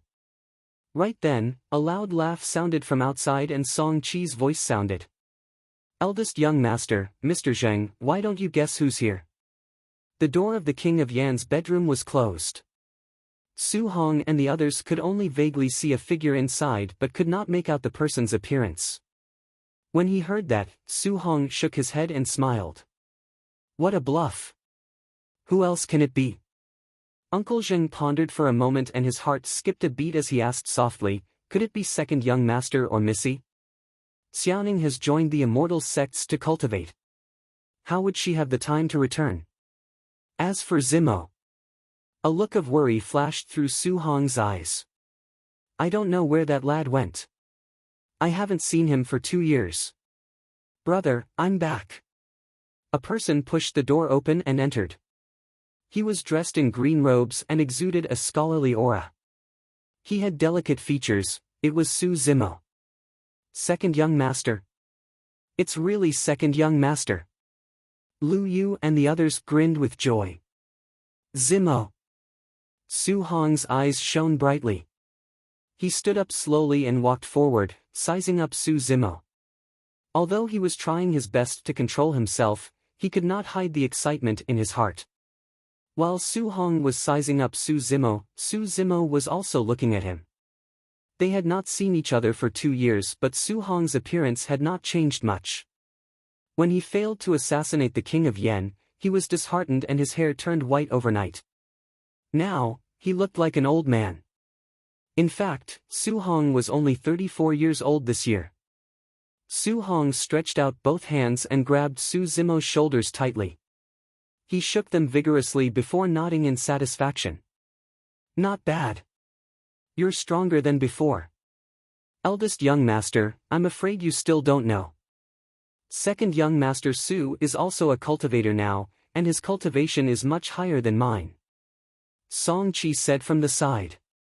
Oh, really? Su Hong's eyes lit up. Su Zimo did not hide anything and nodded. That's right, brother. I joined a sect called Misty Peak. It's one of the 5 major sects of the Great Zhou dynasty and is not weaker than Xiaoning's Azure Frost sect. Good, good, good. Su Hong nodded repeatedly. Lu Yu and the others were delighted as well. Right then, Su Hong's gaze shifted and he caught sight of the woman beside Su Zimo. He could not help but be stunned as he asked in amazement, "This lady is..." It was only then that Su Zimo recalled that Demoness Ji was still at the side. He was about to introduce her when he heard her voice. It was pleasing to the ears, like pearls falling on a jade plate. "Hello, brother." Su Zimo frowned when he heard those words. It was naturally fine for him to address Su Hong as brother, but why was Demoness Ji joining in the fun? Su Zimo glanced sideways and wanted to remind her. However, he was stunned on the spot and was slightly dazed. Unknowingly, Demoness Ji had removed the veil on her face, revealing a peerless face that could topple all living beings. It was flawless and could not be looked at directly. This time round, there was no hint of seduction coming from Demoness Ji. On the contrary, Demoness Ji looked refined and dignified. She nodded slightly and her cheeks were flushed, as though she was a little shy. Su Zimo's jaw nearly dropped to the ground. This was Demoness Ji. The girl before him was completely different from the seductive and charming Demoness Ji that Su Zimo had in mind. This was clearly a woman from a good family, not a demoness. Demoness Ji moved closer to Su Zimo and tugged at his sleeves, secretly rolling her eyes at him before looking at Su Zimo and saying timidly, "My name is Yen. I'm Zimo's friend." Su Zimo felt goosebumps all over his body when he heard that. So what if she was a friend? What was the meaning of the pause? Initially, that was nothing much. However, after Demoness Ji said that, the meaning changed and caused one's imagination to run wild. True enough. Realization dawned on Su Hong and he nodded happily. Uncle Zheng and Song Chi smiled as well and looked at Demoness Ji with a scrutinizing gaze, feeling more satisfied the more they looked at her. Lu Yu and Yu Chihua blinked at Su Zimo and secretly gave him a thumbs up. "Demoness Ji, what are you doing?" Su Zimo pulled Demoness Ji to a corner and asked softly with a frown. "What's wrong?" Demoness Ji had an innocent expression. "Who allowed you to remove that veil? It's so impolite to meet my brother with a veil." "That's true," Su Zimo nodded instinctively. However, he felt that something was amiss. On second thought, he came to his senses and glared at Demoness Ji. "Who's your brother?" "That's my brother." "Also, Demoness Ji, why are you pretending in front of my brother? Do you think I don't know what sort of person you are?" Su Zimo sneered. "It's fine if I don't pretend. I'll pounce into your embrace right now and let's get intimate." Demoness Ji glanced sideways at Su Zimo provocatively. Su Zimo was shocked and said hurriedly, "You had better continue pretending." He knew very well that this person before him had no qualms and could truly do something as such.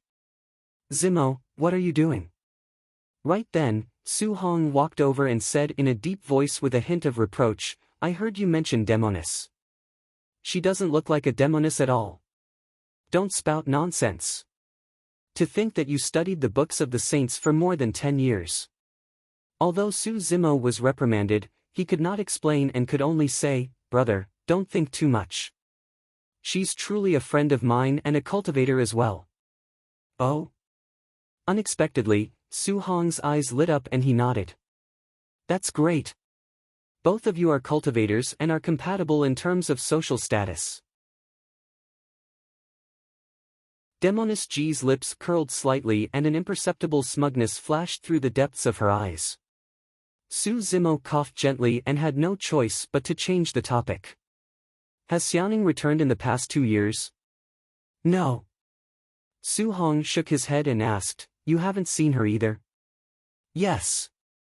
Su Zimo said in a deep voice, however, you don't have to worry, brother. The sect competition is about to begin. At that time, all the sects of the Great Zhou dynasty will gather and I'll be able to see Xiaoning. Of course, Su Xiaoning would not be the only one he would see at the sect competition. He might even see some old friends as well. An image appeared in Su Zimo's mind. It was a gentlewoman who said to him heartlessly, Our fate has come to an end. We're separated by immortals and mortals. I'm afraid we won't meet again. It's true that our fate has come to an end. As for the separation between immortals and mortals, we won't meet again, Fufu. A mocking look flashed through Su Zimo's eyes. You're tuning into the Passion Pages YouTube channel. We're so grateful for your support and don't forget to subscribe to join us on this incredible journey through captivating stories. Your generosity through donations truly makes a world of difference, as it's the primary source of revenue that allows me to expand and enhance this channel for you. Thank you from the bottom of my heart for being a part of this adventure.